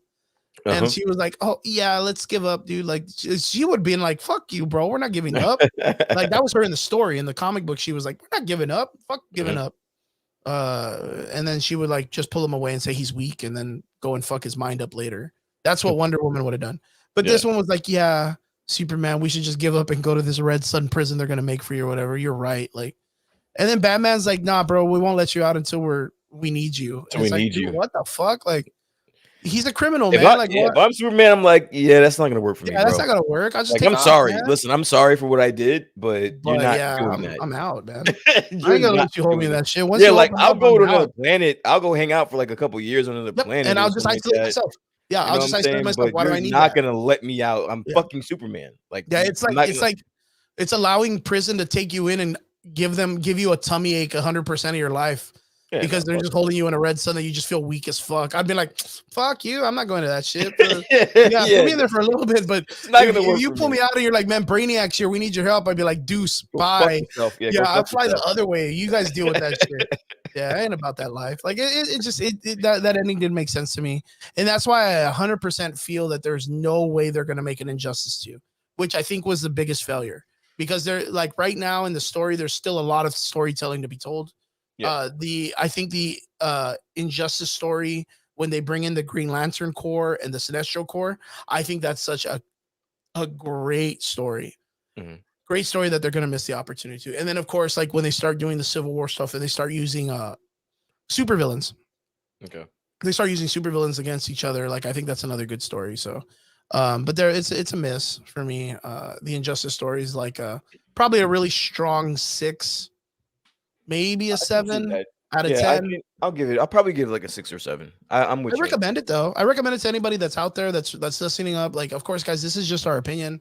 I think if you weren't as invested in the story, maybe it kind of hits more, because if you're just watching the animated films for the animated films and you weren't really like a big fan of the storyline in the comics or even the video game, I kind of feel like, I mean, the video game does change some stuff, but like, you know, it's dynamically different from the masterpiece that's the story. If you want to watch it, I think it's highly recommended that you at least get the opportunity to check it out. Right now, it's a little hard to watch because you can only rent it or buy it. I think right now it's only to buy, and it's $20 fucking dollars. $20, yes. Do I recommend it for 20? Not at all. Wait for HBO. Go watch Dune. Wait for HBO Max. Watch it on HBO Max. Watch Dune on HBO and go watch it at the theater if you're gonna think about spending money on this fucking movie. Do not spend $20 on this. If you can stream it somewhere, try to get that. Yeah, absolutely. Yeah, if you get the opportunity to use a Fire Stick. Brian told me about a Fire Stick, and I was like, dude, I need to invest in a Fire Stick for some of these movies. Yeah, man. But then again, like, this is that thing. Like, when they made this film, they were expecting to sell DVDs and Blu-rays and shit, and they weren't really thinking of the story. And this is what I was talking about, the Dune thing. Like, you could tell where the people that made Dune really thought about the theater experience. Absolutely. And that's why I kind of feel like, you know what, like, would I spend money to go watch it in the theater? I think I would for Dune, but 100%, I think the sample and the idea and the thing that we're talking about is what the Injustice story did, where it's like they wanted to make their money, they wanted to flip the story and do all this crazy shit, and they fucked it up, but they want to get that $20 and they're not letting people do it. They're paying people You're to say paying it's an $20. amazing story. Yeah. It's an amazing story. Everybody needs to go. And I'm like, fuck, it's not an amazing story. It's not anything you're telling me it is. There are reviews from companies that are like, whoa, it's awesome, guys. Go watch it. DC paid us to say this. It's amazing. It's gonna be great. And then there's reviews of people that are watching it that they're just like, yeah, this is shit. No, there were a lot of bad reviews about this. And again, I read a few of the reviews beforehand, so I went into it with the mindset like, no, they're wrong. Like there's no way they can fuck this up. So I went into it saying, no, no, no, this is gonna be It's great. gonna be Like great. it's gonna be great, and some of them were right. It's really sad to see that again for the last couple of years. The only thing that DC's been making out that's promising is the animated films, and it makes me Absolutely. very worried. But going into our next conversation, But yeah, I was like, but knowing that the animated films were the ones that were carrying it, there were some very promising DC news and footage and film and back behind the trailers, scenes yep. of things that were coming out in DC fandom. DC fandom. We're gonna talk finally about some DC fandom stuff that happened this week. So a lot of great stuff. We had some Aquaman stuff. We had some Shazam, of course. We had some Black Adam stuff. We had some, of course, some talks about the television shows, the Teen Titan shows, and stuff like that. But what is it you feel like was the greatest come off of that of the DC fandom? All right. So, wow. First off, let's just say that this DC fandom got 66 million views. Thank God, man. Thank God. 66 million views as opposed to what, like 20 from last year? Mhm. And this is last year during a pandemic where there was nothing to do besides Besides, watch it. Yeah, besides yeah, doing some watch shit. it. Yeah. So that's very interesting. But yes, Robert, the greatest part of the DC fandom for me was it's not the Batman movie trailer. It was the Flash Flash trailer. trailer. There's a Yeah. lot of things to talk about the Flash trailer, man. Dude, I am just as excited for that Flash movie as I am for any MCU movie that's coming out that's slated. It's Any of very them. interesting, right? Because like yourself, I think out of all the films, the Flash movie is the one that's got me more intrigued. Like, I mean, yes, I 100% am behind Black Adam, Mhm. but like, I don't know, man. Like, ever since what happened with the Elseworld crossover and Mhm. Ezra Miller, like, having the ball, I'm gonna say the balls, dude, having the balls and the DC company allowing it to happen, to allow him to come out like on a regular fucking TV. Friday night television show, Yeah, like as yeah. himself from the film without it breaking the bank or fucking doing anything. Like for them to take that big of a step, I was 100% sold on Ezra Miller's Flash. He did an Mhm. amazing job, of course, in Injustice. I mean, not Injustice, but the Justice League film. He did an Yeah. amazing job. Um, him himself as an actor playing Barry Allen is great. He's fantastic. Uh, but knowing that he understands like the Easter egg mentality of filmmaking and the comic books and how we want to see this stuff, and he's like 100% for it. Yeah. 100% for all Yeah. that stuff. And this goes back to like the idea of like, of course, I'm super excited. We have Ray Fisher coming in that's Cyborg from Justice League. Mhm. But even himself as an actor, where he was like, well, I'm gonna disconnect myself from the animated character and not do like the things that people are Booyah. expecting. Yeah, the booyah. Like I We like got a booyah in the Injustice movie too, by the way. I know I did hear that. yeah, He yeah. got I one. told you, it's He a got one. very, very like it's a staple to the character's personality. It's like his thing. So for us not to be able to get that in the film, at least in some way, like an undertone, like, "Whoa, man, booyah!" Like, or you know what I mean, like just something crazy. Like he didn't have to scream it, but like it could have been like, "Yeah," like you know what I mean, like, Yeah. "Got him, booyah." We didn't get it because the actor himself was like, "Nah, man, I'm not about that." Fuck that. Yeah, fuck that noise. I'm not Fuck about that. that shit. Fuck that Like, I'm not booyah. about that. He to me that was disappointing because he didn't do it for the fans. But then again, I can respect it because he's he wants to be a He's pioneer. an He wants to create artiste. something all new. Yeah, Yeah. he wants to create something all new and all that stuff, and I understand it. But Um, let me ask you though, what out of everything that was there, what are you anticipating more out of anything now? for the Flash film, No, just out of anything from the fandom that was there for Um. the fandom. Okay, so I I I I was telling people this, and I don't know if I posted it up somewhere, like either on the podcast page or on my personal page. But if they had chosen to not show any live action of Black Adam, I was 100% gonna shit on that movie every time it talked. Anytime they talk about Really? it, yeah, I was gonna be Really? like, "Fuck that movie," like because they're holding it back, and there's no reason for them to do that. It's already been this long. They didn't show any information about it in the last fandom, and they've had all this time to really get the work in, to at least give us something, right? And I was 100% the person that was like, dude, if they choose not to, I think it's because The Rock doesn't believe in the film, and he's telling them he doesn't want to release it until like as close as they can to the trailers of the real movie. Mm. Like he was going to hold it back because he doesn't believe in DC's work. That was what I was thinking, but they ended up showing it, Mhm. and it did not Disappoint. disappoint. I If was there's one very thing about The Rock is this. I don't I can't say whether or not he has any faith in DC, but I know he has faith in himself.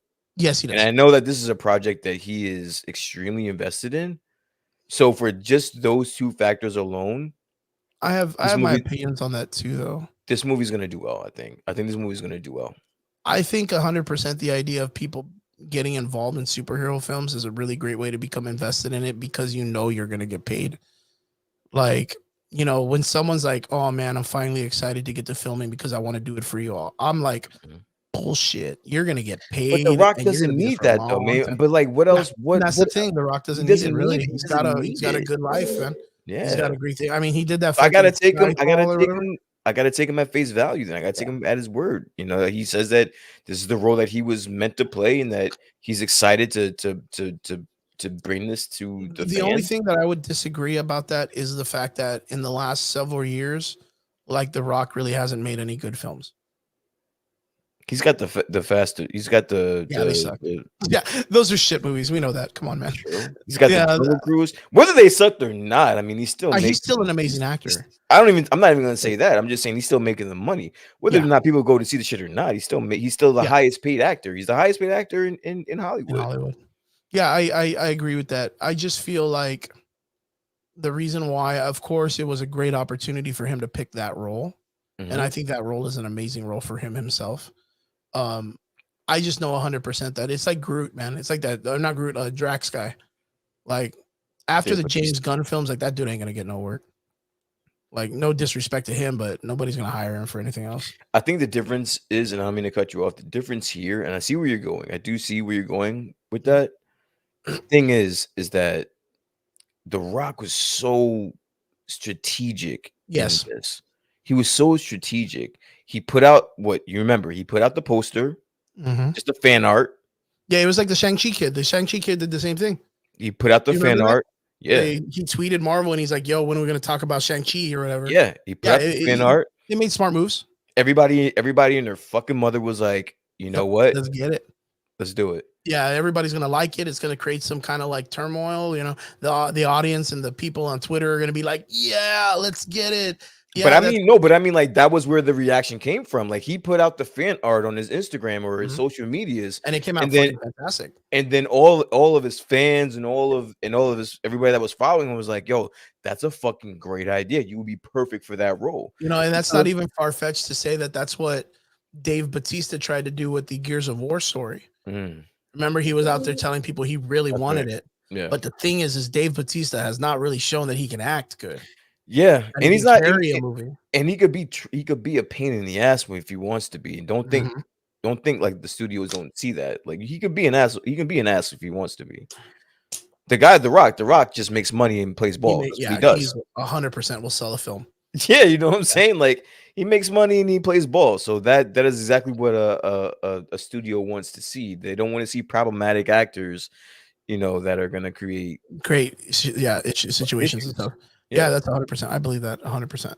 I think The Rock is going to do an amazing role. I'm really excited to see him in a role that it's going to be a lot more serious than snarky or sarcastic, which we are used to with The Rock. Seeing him play Black Adam, who is this regal chauvinistic character that's like it's me in my way and Mhm. my people, very much like the way the Black Panther character is, but in a more vulgar and violent way. Mm. I think it's going to be a really, really great change of pace for The Rock. I think this is really gonna like stake him into being an actor in Hollywood. And I really hope that they don't take it the same way they did the Shazam films, like in that same kind of like theme. I really hope they make it regal. Like I really hope that they go with the idea of making it like the movie Gladiator, like the 300 films, where like it's written in such like a manly way. You know what I mean? Like I really, really hope that they kind of go that direction. Like I don't want them to write it like the Mummy, that's for sure. You know what I mean? Like fuck, no, I don't want them to write it like the Mummy. But yeah, I'm really excited to see The Rock come out as Black Adam, and it's because of the fact that they finally gave us something structurally to go off of. But then that's the same thing with the Flash. There was so much drama that was happening with the Flash film and Ezra, you know, failing and coming out and not wanting to be a part of it anymore, and them changing directors and losing director, and it was all over the place. Like you know, DC has not had a great path when it's come to keeping people happy in the filmmaking. But for what it looked like the Flash film looked pretty fucking cool. No, it looked great. And you know what, to speak on that, they don't have the leadership that other companies do. They Yeah. don't have that one figure there that just makes sure that everything moves accordingly. But this was great, and I think that we will get so much shit talked to us if we do not acknowledge the Batman trailer. Okay. What That's were- what were your thoughts on the Batman trailer? I'm not sold on it yet. Not yet. Not yet. Not yet. I Do you don't think think that it was a good trailer? First off, do you think it was a good I trailer? mean, for what it's worth, not as hyped as like everybody being like, "Oh my god!" No, I'm not like that. I think it was a good trailer. You Mhm, could tell they're gonna kind of take it back to the Christopher Nolan vibe of Batman, like mhm. not as much as the Ben Affleck Batman. See, Robert. See, I beat you to the punch, Robert. See, I knew you were coming, Robert. I knew you were coming, and we had to talk about the Batman trailer. I told you I got you because I told you it's gonna come up. Like that was like the takeaway from the whole DC fandom was the Batman trailer. We had to touch on it. We got to Of talk course. about it. So, The last scene where he's walking towards the Penguin's vehicle. mhm, Um, I think it's good. I mean, it's not very in the sense of cinematics. It's always cool to have the hero walking away from fire. okay. Like no matter what, you can't fuck that scene up. Like if you give me $100 and a car to blow up and one dude in a tuxedo, I'll make that scene look good. And I Mm, don't even have to be good at it. I think what sold that part is the way that they shot it, where you could see the penguin like kind of like reacting to all the mhm, shit. And like you get to hear him like, yeah, fuck you, I got you, bitch. Like, yeah, and then you see that shit and he fucks his car up. And I think that's what kind of sells the dynamic of that shot in such a cool cinematic way. The walking scene, Batman looks cool walking anywhere, man. You know what I mean? Like he just looks good walking anywhere. But like the idea of like the car coming out of the fire yeah. and then like the car landing and it not like losing a bumper in the stunt work and it like maintaining and fucking staying on him. Like I was like, man, that looks fucking aggressively cool. Like Yeah. that looks aggressively cool. Um, I'm not really sure how I feel about Robert Patterson yet as Batman though. Like them going back to like a skinny Batman. Yeah. Like Ben Affleck as Batman, man, he fucking sold me the look of a superhero Batman. Like Well, his girth, like the way he looks like big, yeah. like man, he looked like an aggressive Batman. This is what, year 2? Year one, year two. I think it's like year 1, year 2 Batman. So Yeah, like that kind of justifies it. he's young. He's young, Yeah, you he's young know. and he's still growing and stuff. Yeah. So I mean, I guess I can see I'm okay with it. I should say. Um, my reaction to this trailer was I am 1000% more interested to watch this movie now after that trailer. Oh, I'm gonna watch the shit out of this movie. The thing is like I I've been getting burnt the past few years with really good the Black Widow trailer. Yeah. Phenomenal trailer. Yep. Shit movie. Shit movie. So like I don't wanna catch myself where I'm already handing over movie of the year and I haven't seen it yet. But from the trailer, they put together a hell of a fucking trailer. I'm a little bit more interested in looking at watching this movie than I was prior. Um, but that wasn't the Batman of the night for me. It was the original OG, triple OG Batman Michael Keaton in the Oh, Flash be fuck movie. yeah. That was the Batman that I popped for that night. So yeah, Okay, let me ask you something. This is a question that I want to ask you because you're not like the way I am. Like you're not like a really like super crazy hardcore I'm not sweaty. comic Yeah, book crazy guy, yeah, like I'm not crazy as sweaty. crazy. Yeah. How do you feel knowing that this year when these movies come out, we're gonna get 3 Batman? Because we have, of Which course, ones are we getting? So we're getting Michael Michael Keaton, Keaton, Ben Robert Affleck Pattinson. in the same one Okay. because they're both coming out in the Flash movie. And then we're getting Robert Patterson's Batman. That's apparently supposed to be like the official Batman, but then Ben Affleck came back to do the Flash Batman, which is, I'm guessing, with the way DC's running things, the Ben Affleck Batman is officially going to be the Snyderverse Batman as the multiverse, and the Okay. Robert Patterson Batman is going to be the official new Main Batman. You know what I timeline. mean? Because they're gonna kind of stick to this, like, oh, but it's all a multiverse because we're combining everything, even though they're all fuck ups. Yeah. Like everything's like either a canceled film or a fucked up film that they didn't finish or they didn't go back to because they thought it was a failure. Yeah. They're just writing it off as, oh, well, that's because it's a multiverse, and we can do this because multiverse. Yeah, multiverse. So apparently, the way it's going to go forward is Robert Patterson will be Batman, Joaquin Phoenix will be the Joker, and it's going to continue on and on from this part. I don't mind it.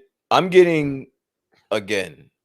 I never thought that I would ever see Michael Keaton don the Batsuit again, and I'm getting that. And I'm really excited about that. That's 100%. But So I'm okay with it. I'm not really do you gonna say, think it's oh, confusing though? Like, do it's you think not. it's confusing for like the This whole normal? thing is fucking confusing. All right. This whole fucking thing is Yeah. confusing. Are we in the Snyderverse? Are we not in the Snyderverse? Are we taking things from the Snyderverse and implementing it into whatever new fucking DC universe we're in right now? So I don't fucking know, dude. Like, no one knows crazy anything.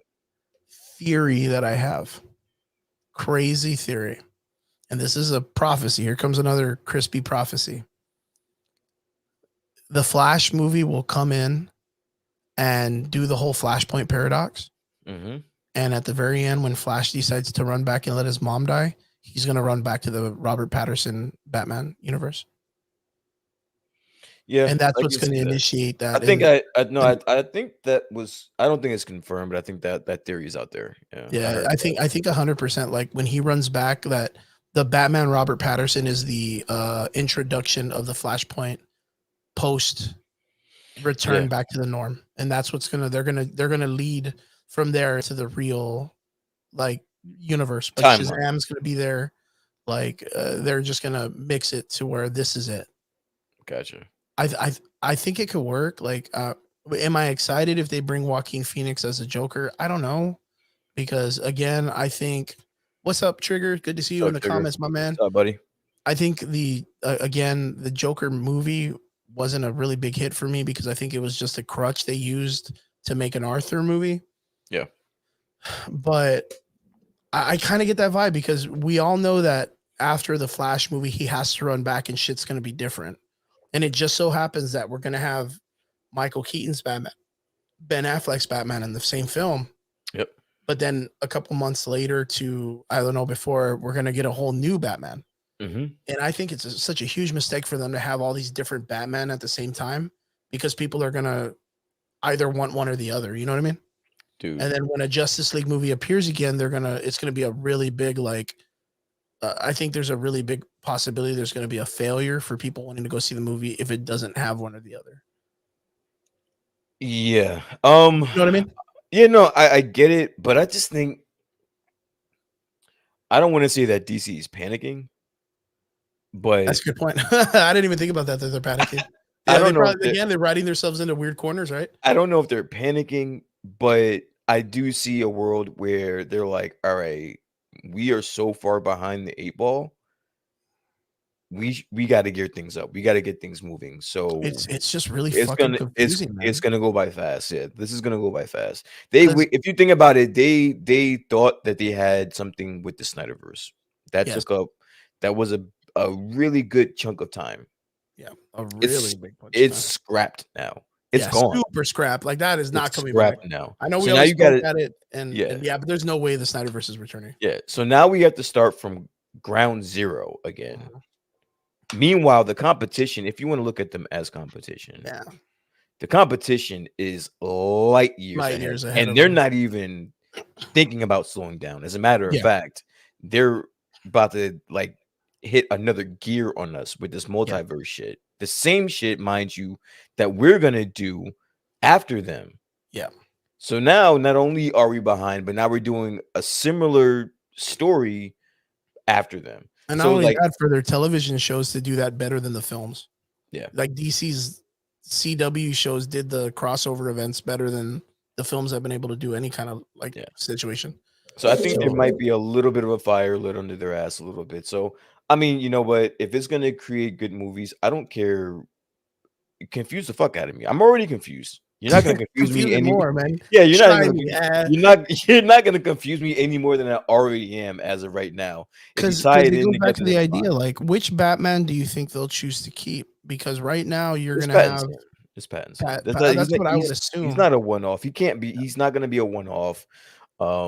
He costs too much money, so you Yeah, know he but might then as again, well. if you're gonna change the Batman to a whole new character, and then here you are creating another Shazam, another Aquaman with the same characters from the original Justice League, and then you're bringing in other characters, and then you're going to bring in the original Batman to another film of an original character, but you're going to introduce a whole new Batman. Like Same Wonder it's Woman. so fucking same Wonder Woman. It's very fucking confusing. That's why behind the scenes when I text you, I'm like, bro, like, what are we doing here? Like, Yeah, I was are like, we man, that's such a good question. are we still in the Snyderverse or aren't we in the Snyderverse? Because if you're gonna reboot, I would just rather you. It's not one of those like slowly ripping off the band-aid. Dude, just fucking rip the shit off, bro. Reboot. Start from the beginning, fucking and just start over. So Robert puts, I'm hearing a lot of things about internals that is going to open a lot of doors, big doors, and I don't know what it is, but I heard people talking about it, and that they can't say, especially with the post credit scenes. I do. The thing is all the doors are open for DC to do successful things. They just never know if the door is a push or pull. That's the situation with DC. Is like all the doors are big as fuck at DC. All they have to do is just do it right. No, no, no, dude. I think Robert's talking about the Eternals. Are you talking about the Eternals? I'm talking. Well, dude, if you want to talk about it, like DC's got a lot of big open doors already. They just got to figure out if the fucking door is a push or pull.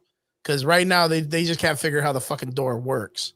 Mhm. Like for them to create that door. But yeah, that's a really okay. Yeah, he's probably talking about the Eternals. You're Yeah, right. You're right. before you got Yeah, too deep into before that, we get to that, yeah. yeah, before you got too deep into that, I thought I was like, wait a minute. I think he's talking about the Eternals in the post credit scene, which Yeah, but we are gonna touch yeah, on we're it gonna a talk little about bit. that too. But Trigger puts, well, let's look at it like the way we have Robert Patterson, who is now a part of the DCEU, and we now think and now things have Sour with soured with WB WB and his reluctance back is huge. to come back So is basically, saying huge. that he might not Yeah, come yeah, back. because of the drama that happened with him as the actor, right? Like Yeah, he's having a lot of problems. But then again, it's like I they said, say like, that they say he's an asshole though. yeah, he's a piece of shit. They Like say he's an he's asshole really to full of work with. himself. Yeah, he's really hard to work with. So the idea is like I didn't even think about that until we just mentioned it right now. But there are going to be 3 Batmen, and 2 of them are still in arguments to who's going to be in charge, like Mhm. who's going to be the official Batman. And my thing is like before DC is out there trying to fucking fuck start the universe, like why are they allowing standalone fucking Batman films to happen if they're trying to not confuse the fuck out of people? You know what I mean?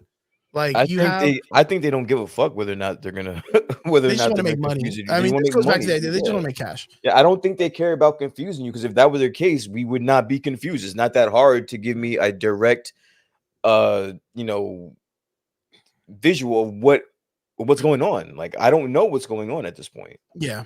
And it's only getting more confusing by the fucking day. But how do you feel? Like, okay, so like, okay, going back to the idea, we have the Flash film.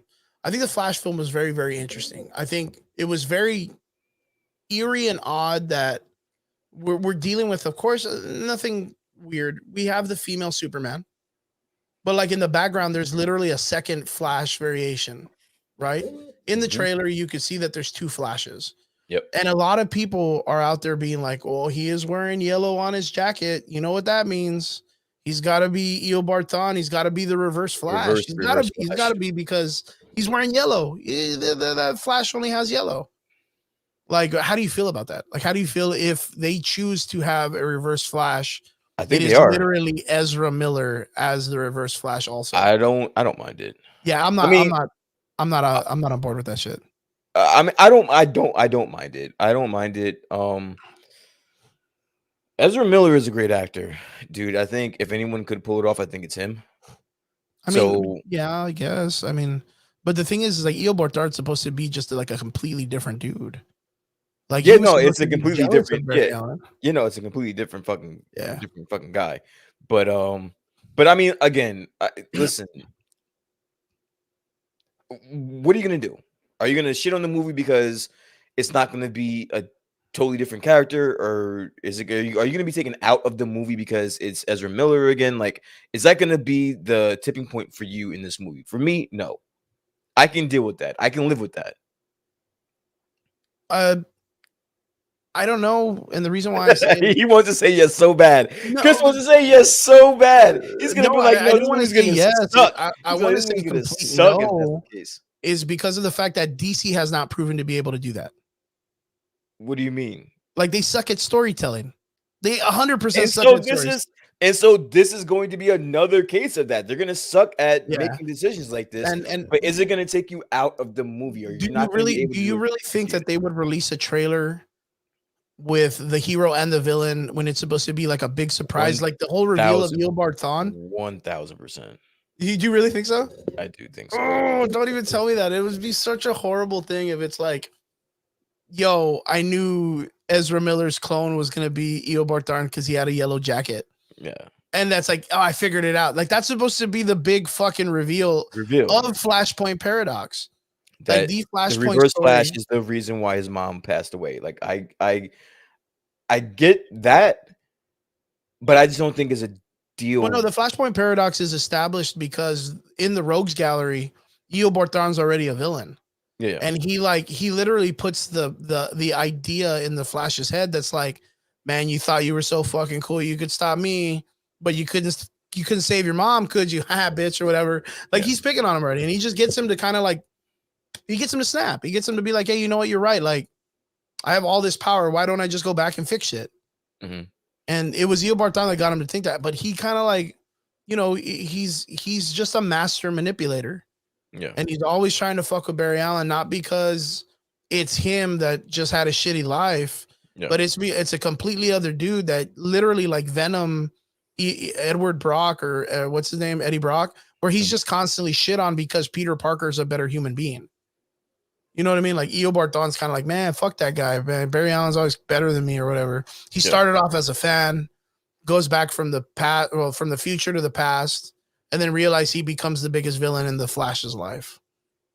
Like, it's such an interesting concept of time travel, Yeah. but like it's because it's a I don't completely think different dude. I don't think for sure it is.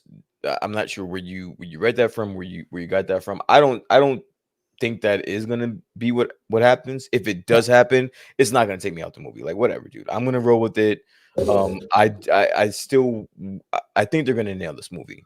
The only thing that concerns me about if it's because of the fact that it's like a future variation of him is because the Flash has been known in several iterations to be able to use time variants of himself Mhm. to help him fight battles and stuff, right? They Yeah. touched base on it a very little bit in the CW show when he's fighting, I think, Zoom and he brings like a dime displaced variation of himself to run around the machine and help him siphon out the speed power or whatever, and it kills the time variant because he sacrifices himself.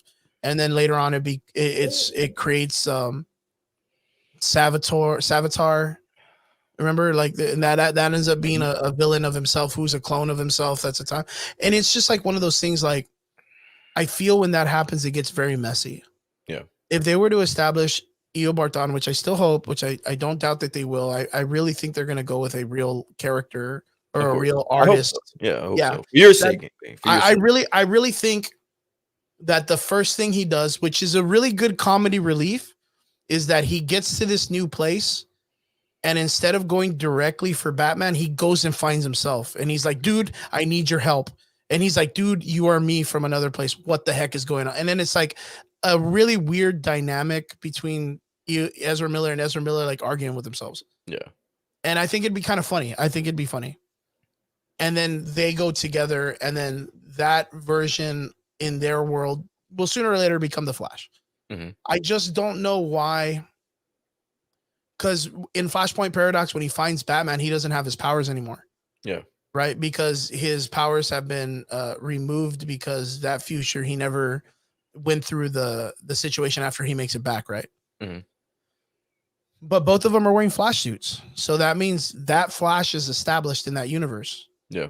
and that means Barry Allen's Flash is established still as the Flash, so Mhm. he doesn't have to do the whole "let me get in the chair, let me get shot with lightning, let me redo my whole thing in front of that Batman to prove that I'm a superhero." And then not only that, in the Flashpoint Paradox, when he goes back, it's Thomas Wayne. Yeah, I was gonna And say we're getting a it whole new fucking like a it's whole new Bruce Wayne, yeah, yeah. which is cool as fuck. So in my thing, I think it's just he's gonna try to run back and he's just gonna be jumping through different multiverses. This isn't gonna be Flashpoint. Like for my idea of it, it's not literally gonna be Flashpoint.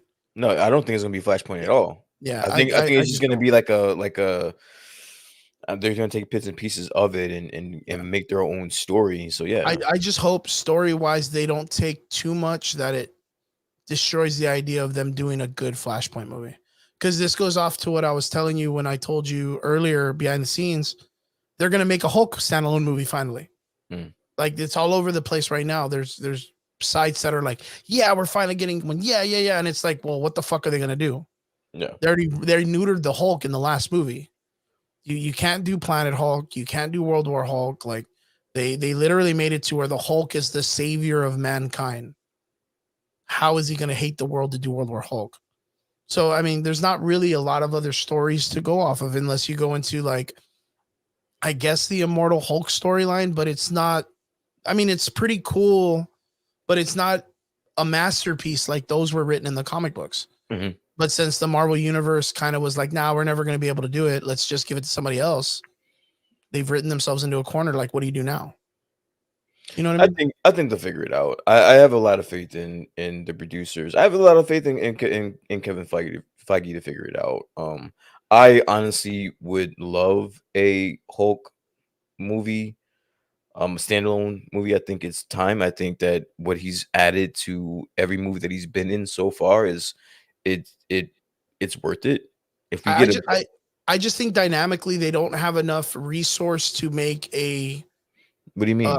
a pressuring story. Like, okay, so like in the comic books, there are stories dedicated to the Hulk that have established him to make him into the phenom franchise killing character that he is now. Okay. The fun loving idea. Other than that, movies have only portrayed him just to be the Hulk. He smashes things, fights dudes fist to fist, and that's it. In the films, the only thing that they've done is establish him as Dr. Banner, Dr. Hulk Banner. He eats a lot of eggs and takes pictures with kids. Hmm. He snapped people back with the Infinity Stones. And he fought Abomination in that one movie. Hmm. Other than that, he got tanked by a bunch of Chitauri. He got one shotted by Thanos. He couldn't really do anything to Cole Obsidian. Like they really haven't done anything with his character enough to really be like to me it's almost like with the Black Widow story.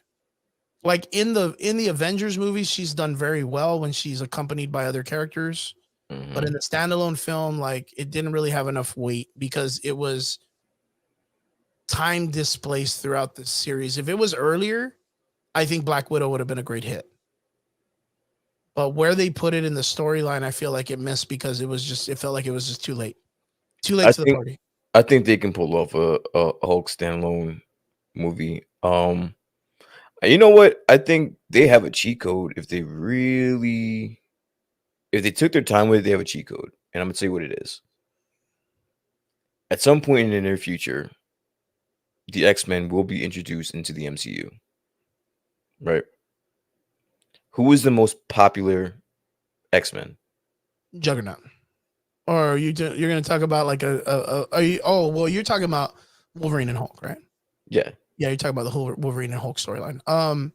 Yeah, they've had some really great crossovers before for both characters. Of course, Hugh Jackman has already said that he's kind of too old to play the role anymore. Hmm. And through and through, they've already established Daphne's X-23 character as the new Wolverine. Hmm. And I think they're just waiting for her to get to age to bring in the X-Men with a female Wolverine. I don't know if again this is a multiverse, right? That we're living in now. Sort of, yeah. But we So don't really know. Like we we're have gonna no have idea what we're we're gonna have multiple of everything. So if you saying that there's a lack of content for for a no, Hulk not a lack movie, of content. A lack of resource to the material that's established the character.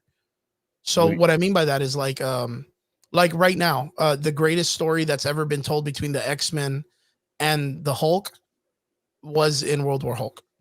okay. Being that Charles Xavier was one of the Illuminati, the Hulk then goes to the X Mansion and he's like, "Yo, where the fuck is Charles?"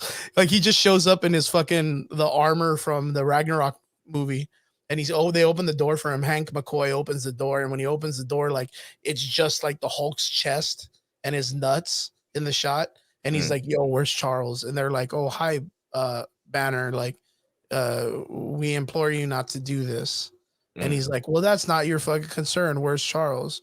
And the only thing that Hulk wants to do is tell Charles, like, you weren't at the meeting that sent me off into space that fuck started my world, where like they sent me to a place where I got imprisoned, fought in a gladiator thing that I could have died, met my wife, and then the ship that I went on exploded, and it's all your fault. You weren't there. But if you were there, would you have agreed to have sent me to space? And Charles Xavier did not really know that that happened to him because the Illuminati made that choice without him. But in that process, when he shows up to talk to Charles, all the X-Men show up and they're like, "Oh, Hulk, we're gonna stop you. Don't touch Charles." And the Hulk's like, "What the fuck are y'all talking about?" And then blam blam, shoot, shoot, lightning bolts, lightning bolts. They start hitting him, and he's like, "Fuck you, kids!" And he just starts beating the shit out of the X-Men, yeah. like beating the living shit. Wolverine shows up and he's like, "What's up, bub? I'm Wolverine, claws or whatever." And the Hulk, like, of course, like with his situation that happened off world, like he's a total different dude. And he's like, "Yo, Wolverine, I know we've done this dance before, and we always, kick, punch, stab, stab. But like your healing factor, like, is it like a boxer's where if I concuss you so much, like your body just doesn't heal?" And he just puts him on the ground, like holds him down, and just starts punching him in the fucking skull bone, like just boom, boom, boom, over and over again, to where his brain gets rattled enough inside the adamantium thing, and his healing factor, like he's complete garbage. Like it takes hours for him to recover. Mm, And all he does is when he punches him, he just tosses him like from like New York to Jersey. He's just like whoop, like just yeah. chucks him. And then the Juggernaut shows up and he's like, "I'm the Juggernaut, bitch," and it's the best. And this like he runs at the Hulk, and the Hulk just like toros his ass, like whatever road trip, throws him out, and the Juggernaut flies like a million miles away just because he fucked up. Yeah. Like the Hulk is so much more tactical. It's such a funny fucking scene. Like, but again, that came from one of the greatest storytelling masterpieces of the Hulk story, which is that World War Hulk storyline. I think they can piece it together. Again, I think they can piece it together. If they wanted to, they can get really creative with it. There's so many characters out there that they're going to introduce. There's not going to be, and Hulk is one of the oldest superheroes of all time. I So think they could put it together. I think if they do go with one of the stories, one that would be very interesting and something that they've kind of like touched on that they haven't really based on would be the Red Hulk storyline. I was gonna say, yeah, you still have the Red Hulk. Yeah. You have She-Hulk coming out. The Like only thing that I kind of there's consider not would gonna be be the short of problem is material. the actor that plays Thunderbolt Ross is getting way older. So Way like more. I don't know how. I mean, it'll be a lot of CG, so he'll just be acting a lot. But if they're gonna do like a trilogy of Red Hulk, because Thunderbolt Ross is the Red Hulk in the comic books, Mhm. so like the actor himself is becoming a lot more older. So I know that being an actor and the push and all that stuff, it could be a lot, and I don't expect him to pass anytime soon. But he is getting to an older age, and you can see it in the Black Widow movie, right? Could they de-age him? Yes. Could they make him as an actor himself? Like, could he have a couple more years? Yes. The Red Hulk storyline would be an interesting story. In fact, if they chose it to be where, like in the Doctor Strange 2 film, they're talking about that there's going to be an injustice scene. They talked about that where there might be the injustice action, right? Where, not the injustice, my bad. I see an injustice. Illuminati, right? Maybe they coincide with Red Hulk and they're like, yeah, you know what? Like maybe the Hulk's too out of control or something. Or maybe from the Thanos thing, he ends up going crazy. Fuck all that, dude. Yeah. You give me a movie with Hulk v Wolverine, Marvel can print money. Oh yeah, they'll print money with that They'll shit. That's print an the instant win. money. That's an You don't instant win gotta right there. fuck all that. Yeah, fuck all that theory. Fuck that. If you give me a movie, a standalone Hulk movie, where the majority of it is Wolverine and the Hulk going blow to blow, like blow for blow, they're gonna be able to print the Okay. fucking. One question. As a fan of the franchise and as a fan of the series, Hugh Jackman or bust? Like, do they Not need Hugh Jackman to necessarily. come back and get that role, or would you just take anybody that they choose as a Wolverine? No, I think, and as a Hugh Jackman Wolverine fan, I would love to see him come back. But he will, even if he did come back, he's gonna come back for what? One movie, two Yeah. movies. Wolverine is gonna be a staple in the MCU for years and years to come. So to jump ahead of this curveball, just recast him. Recast Okay. him, start over, start with a new Wolverine. So it Um, wouldn't really like it wouldn't affect it too much if they chose like another random dude to be Wolverine in that sense against the Hulk. I wouldn't just say random dude. I mean, it would still have to be for me, it would have to be a well-known actor. Or you know what? Fuck it. Give me a random dude. As long as he does a good job. Yeah. I don't give a fuck. Now, if they did it, would you prefer to see him in the original Wolverine costume, the yellow and blue, or the yellow and Absolutely. brown? I'm still waiting for that. Yeah, I'm Yeah. still waiting. I'm I still mean, if they did, okay, for me, if they were to do, even if they recasted Wolverine, right? If they were to recast him and put him in the yellow and blue or the tan and gold, right? Yeah, tan and gold color, like the old school one. like it's like a yellow and brownish type of Yeah, thing. yellow and brown. Yeah. If they were to do that and then put him up against the Hulk, I'm for it. As long as you don't give me the actor's face for that moment, like I'm good. Like yeah, I'm good. I'll be like, fuck, I'm for it, dude. Okay. Um, for me, that's kind of like again, I'm a stickler for this stuff because I'm continuity based and I love the comic books a lot. Like No. I would I would prefer it 100% to be Hugh Jackman. If they chose a different actor, I would be highly disappointed. Would it stop me from I'm on watching it? No, I don't. I'd still watch the fuck out of it, but I'm in the but same I boat with just you, dude. I'm in the same boat. Like I want to see Hugh Jackman as Wolverine for the rest of my life if I could help it. But he's telling you, he's like, listen, dude, I don't like I'm done. even if yeah, I'm done. Like what more Tired. do you want from me? Like what do you want I from mean, me? and of course, like in the last couple of months, we've seen Kevin Feige meeting up with Hugh Jackman, which Yeah, he's gives a lot of trying. promise. Yeah, he's Um, trying. He's and I trying. know the idea was they wanted to bring him back originally because they wanted to do like a X-Men with the Avengers or at least a Logan with the Avengers. Hmm. And I know that we all know that there's a really good Howling Commando story with Captain America and Wolverine. Wolverine. Yeah, Yeah. so there's really really great storytelling which I think needs to be told, which is a really big miss for the Marvel universe if they don't get it before these actors all kind of like go their own ways. Yeah. I would love to see, of course, Chris Evans and And Hugh Hugh Jackman. Jackman. That would Yeah, be and dope. see that dynamic. I think one of my biggest things was I always wanted that in the Civil War story because I always thought Captain America was going to die in the Civil War story because that's what happens. And I wanted it to be where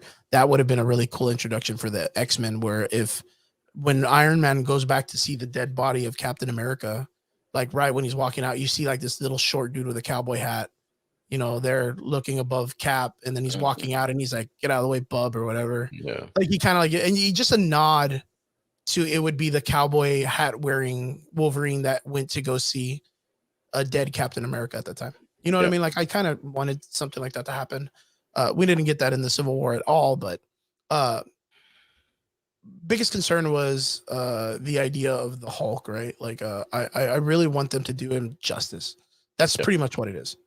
Okay. But yeah, going back to the aspect of the DC fandom, I think there was a lot of great stuff that they're coming out. We did get a really good shot of the Aquaman film also, right? Which is Mhm. the Lost Kingdom.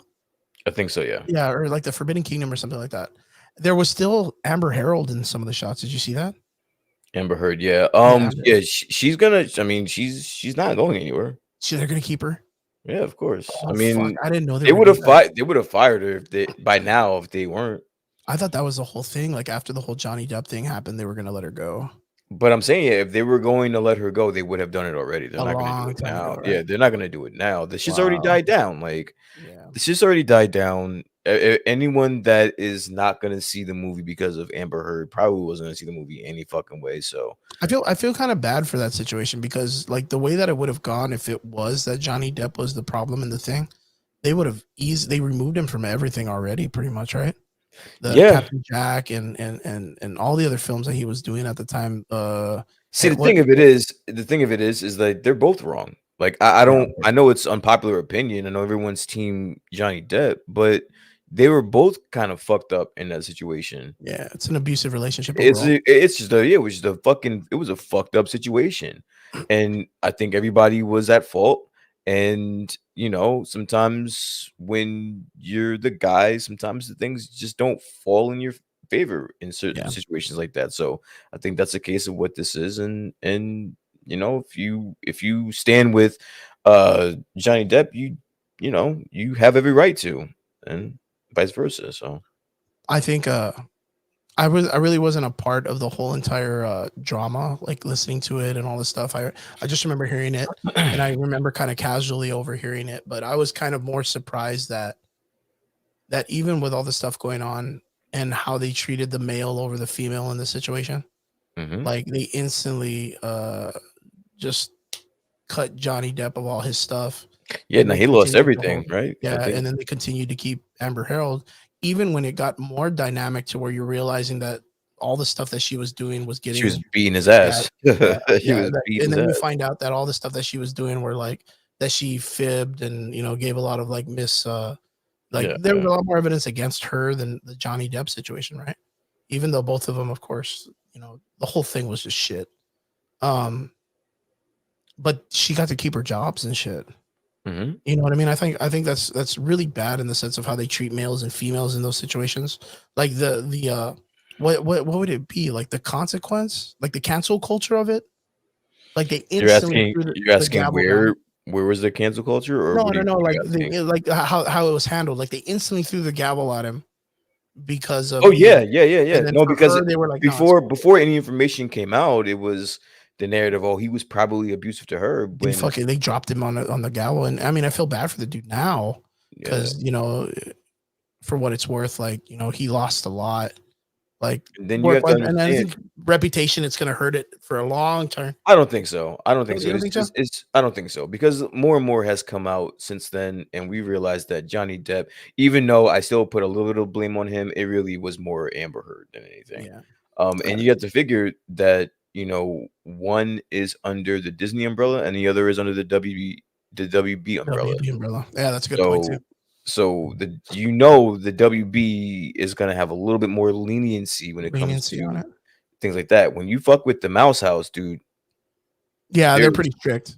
there yeah, Yeah, that's correct. there's yeah, That's right. yeah. I agree with you. So overall, man, what was your experience with the DC fandom? Like, how did you feel Dude, overall with all the experience? I fucking loved it, man. I mean, again, I was one of the 66 million people that sat there and watched the shit, and honestly, I enjoyed it. I wasn't disappointed. I even loved the I'm still waiting for the rock stars um uh what is it, the Justice League versus the fuck is the video game? The Justice League Oh, versus Suicide Squad. the Suicide Squad. Yeah, yeah. Yes. So I kind of like even that was fucking dope, and Yeah, it looked the a lot whole better thing. with the trailer that they released. A Yeah, so lot better. everything looked fucking great. Do you Yeah. feel like it's coming soon that this is going to be like DC coming back to itself and getting their shit together? I mean, I hope so. Do you feel like that after watching Fandom? Because I mean, even with the idea of what they had in Fandom, like having like Jim Lee come out and all the authors and the Listen, actors, like they all came out and they kind of were like, "Hey, man, we got it. Like we have a plan." anyone can tell you what they're gonna do. Are they gonna Yeah, execute? Are they gonna execute? Like that's true. I want them to execute. I want them to be able to pull this off. I want them to be able to hold their heads up high when it comes to talking about like superhero movies and all this and content, all that shit. Like I don't want it to just be a one-sided, you know, race or one, or just one side of the coin here. I want both. I want to as a fan, I need both of them. So hopefully they got their shit together. And whatever toxicity or toxic shit that was in That they there got going on before, in the background and shit. it's gone. Hopefully, and we can move forward and we Yo, can, enjoy. quick shot. How do you feel about the new trailers for the Eternal? I am extremely Excited? intrigued. Yeah, Yeah. I'm intrigued to see this movie now. I heard that it was like I think I even told you that one way that I read a review, they called it a Marvel Snyder verse, like a Oh, geez, I don't even know what to think about that. That's crazy. yeah, they said that it was one of is it's comparable to that. So, and I'm intrigued that I mean, if you're gonna describe it to me like that, I'm looking forward. They said that it's nothing like anything normal from Marvel. So Mhm. it's gonna be something different, and I'm all for it different. So yeah, Yeah, I'm excited. I think the watching the trailers has really opened my eyes to being a little bit more like, you know what, I really want to see what they're gonna do. yeah, I think I talked about this a while back on the podcast. I think before I got you on the show, um, that if Marvel wanted to right now, they'd slap DC in the face to make a better Justice League. mm, And the more I watch like the trailers for the Eternals, it kind of feels like that's what they want to do. yeah, Because like it looks like they're doing it right, man. It's gonna be sad if they end up doing it, but I will tell people all the time. Trigger will vouch for me on this. I think it's about time we had like a Hyperion character or like mm, a Superman kind of character, and I think the introduction of like the Icarus and all that stuff is gonna go really deep. Plus, I noticed this the other day that there's a character that's named Zurus, which is like the All Father of the Eternals, and hmm, we have a missing Odin now. You know what I mean? And Odin died. I think he might be the aspect of that Beta Ray Bill thing we were talking about. gotcha. Yeah, What if yeah, that's the thing? He ends up being the new All Father or All Father. I'm sorry, All yeah, Father. yeah. I'm All so sorry, fodder, dude. all My fodder. words. And there was something else that you had brought up to me during the week that you asked me about. And I can't remember what it was. You hit me up and you were like, "Yo, dude, like, did you see this?" I forgot what it was, man. And it was I shoot shit at you all the time, dude. yeah, Like you're always doing it. I throughout want to see if throughout I the can week. find it real fast, just in case. Injustice, Star Wars reminds. Maybe it was just something that it passed me, but Yeah, I think that might have been it. I think we touched everything that I reached out to you about. I don't think there was anything else that I yeah, that I don't know. I'll end up probably finding it later. it's all right. And oh, you know what? Yes, Namor. Oh yeah, Yeah, yeah, dude, you did send yeah, me yeah, that thing, and when you I sent it to did. me, I was like, I "Fuck a duck."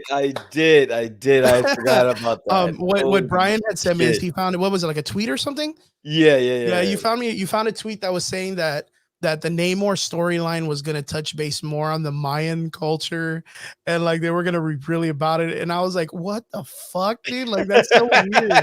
But again, I'm 100%. You know what? Like, You're gonna love it, and I'm gonna be there. I'm gonna be the like first person to you're gonna call be you, the and I'm first gonna be person to be like, like, I told you. "Motherfucker, You're I gonna be the told first you." person to tell me I told you. And you know what? Like, there were people at the gym when I was talking to him about it, and I was like, I don't get it. Like, I would have assumed, and in my mind, the way that it had been written, what Atlantis, Greek, Islanders, even like the idea of them using the Samoan culture, it Mhm. makes more sense than the Mayan and the Hispanic culture because yes, Mexico and all that stuff was made like on a lake, but we're not islander people. You know what I mean? Like that's the easiest way I can say it is like we're not known for like the islanders and the fishing and being out, even in this aspect of the Mayans traveling the world like like like any other culture that was What's up, doing B? the Silk Road, right?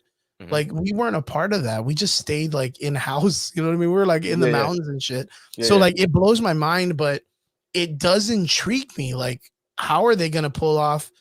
Maybe that's what they're gonna do. Like, because there is that idea of like the Aztec culture or the Mayan culture Uh-huh. disappearing that one time. Of course, like through science, we figured out that it was um like what's up D, I didn't even see that. What's up D, my boy? Yeah, I saw it. uh we didn't even see I mean, of course, like through history we found out like it was because of the irrigation and the plumbing and all that stuff that it forced the peoples out because of like all the diseases and stuff, right? Mhm. But like there was that legend that they just kind of like, oh, the Mayan culture They ran with disappeared it. off the face of it, they took off on a spaceship or whatever. Yeah, yeah. If they're going to take that idea and be like, no, that ended up being Atlantis, like they just went and fucking like went into the ocean or whatever, I'm gonna be like, yo, yo, okay, let's see what they got. I'm excited. I'm excited. Being that they changed the costume recently, where he has like that big V-neck and the armor, like I'm excited because Namor's a really cool character. He He was is, there he with is. Captain America during World War II. Like Yeah. he is a staple of the Marvel universe and officially the first mutant. Mm. Officially the first mutant in the Marvel universe. I'm excited, confused but excited. Confused. Confused but excited. I'm gonna will you there. You know what? Fuck that. Listen, I'm gonna will you there. We're gonna get there to the finish line. I'm gonna be there to be like, listen, bro. I told you this was gonna be fucking epic. It was gonna be a I'm great excited. idea, I'm and it's. excited. I'm I think they're excited. gonna do it well. Excited on the fact of like where we're gonna go and what the future holds. Mhm. I'm a really big teller and telling people like what a time to be alive. The Absolutely. comic book world is such an amazing place, and right now it is the milestone and the leader and the Greyhound in the cinematic universe in throughout all of film. Hell It's the yeah. one that's carrying the torch when it comes to filmmaking. I'm excited for everything really. Um, for what's come out recently, like the animated films, Mhm. the Dune story, and all that stuff. It was a fun week.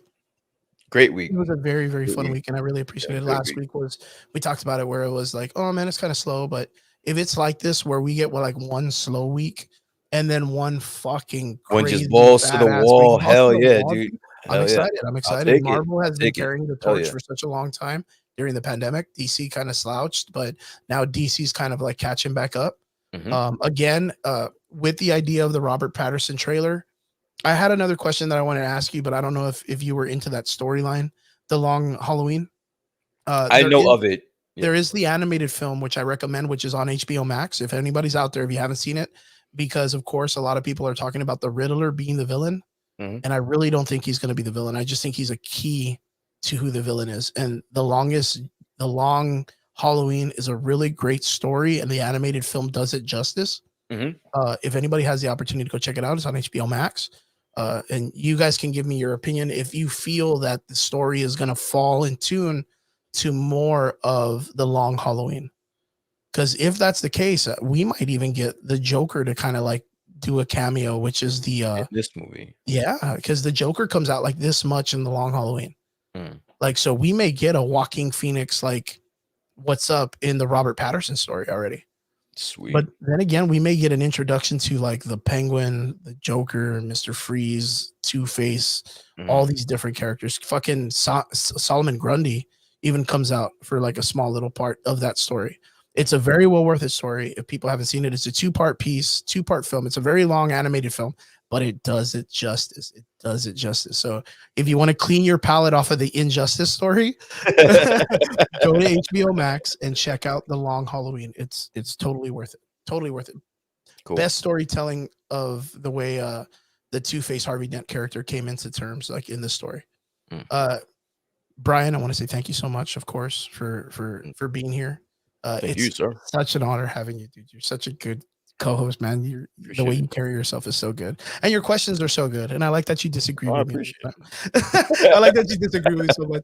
You're like you're just like Trigger. Trigger always like has to call me out on my bullshit because sometimes I go on tangents, and I do. I know I'm hard to work with when it comes to that. it. But thank you so much, man. You did. It's such an amazing show. I really appreciate you. Guys out in the audience, ladies and gentlemen, thank you guys so much for tuning into the show. It was such a great show. What did you guys think of the Dune film? If you had the opportunity to see it, do you feel like we asked earlier that you can get away with it on HBO Max, or is it something that has to be appreciated more because of its cinematic value in theater? Guys, what did you think? Have you seen Injustice? What did you think? Are we a little bit too critical on the way that we're taking the film for what it's worth, or do you feel it did an injustice to the Injustice origin story? I like we And did. also, what did you think of the lineup for DC Fandom? Are you looking forward to any of the movies? Which ones are you looking forward to? Would it be Batman? Would it be Aquaman? Would it be the Flash? Would it be Black Adam? Which one are you really, really looking forward to? Let us know in the comments or hit us up in the DM. Guys, if there's anything you want us to cover, let us know story-wise so that we can check it out and then come with you guys. Next week, I really, really like to see, I told Brian, I'd really like to do a deep dive into Dune if you guys are down, because I think I saw some people talking about how they're encouraging people to go see it in theaters so that the movie can make the money so that they can make the second one. But if I'm not mistaken, like Brian said, it's already slated to be made, so they don't really need the numbers in the theaters either way. But to break down the story, because some of the stuff could be slightly confusing, and the way that the scenes were done in the film, I think us deep diving into it would be a little bit better understanding. Guys, let us know what you think, of course, of the show. Leave us a review, leave us a like, share, like, subscribe. Guys, check us out on Spotify, Amazon, Google, anywhere you want. Brian, give them a heads up on your guys' podcast during the week. Yeah, man. I'm with my boy D Vargas, who is in the comments right now. We do have a podcast that we do on a weekly basis every Wednesday. It's Gym called class the majors. Gym Class Majors. Yes, you're gonna see us on every platform that you can see us, just like this. We'll be on Spotify, Amazon, It's so Apple, hard to remember everything. all of them. Yeah, all of them. They'll be everywhere, and I'll post it everywhere. So yeah, man, stay tuned for that. Next week should be our first live week, or first on as a go. Yeah. We were just waiting on our cover art, and that came in from my man Sergio Dude, you from guys' cover art looks damn good, like dude. I it. You like love it? that stuff. I like that top view. It reminded me of an old Nintendo game. That's what I was going Like, for, like one of those what is old it? school. Zombies Ate My Parents, or what's that Yeah, one? It dude. reminds me of Yeah, that. It's so good, dude. yeah. Did you guys end up doing the Fiverr thing like I told you? That's exactly what we Dude, did. Yeah. that was such a great call. It looks gorgeous. I am a big fan of the character drawings of you guys on the top of the benches. Yo, dude, I love it. I love it. And everything's just chaotic around Yeah. you guys. And you guys were like, yo, what's up? Let's talk about all this crazy shit. I love it. I love it so much, dude. That was so Yeah. good. Appreciate it. Where can they find it? Where can they see you guys? Facebook page. Yeah, so you can find us on the Facebook page. It's going to be Gym Class Majors, spelled out just like that. And thank you. Yes, I did put a lot of work into that, but D put in his inputs as well. Like we collabed on that. That's both of us. But yeah, you can catch us on everything: Instagram, Facebook, Gym Class Majors, spelled out just like that. You can hit us up on Twitter as well. And we look forward to talking to everybody, seeing everybody next week. And again, guys, thank you to our extraordinary listeners. Thank you guys for tuning in. We'll see you guys again next Friday here on the Average Boys Podcast, 9 p.m. here with me and Brian. Enjoy your week. Take care of each other. Have a good weekend. And we'll see you guys next Friday. Let's kick it.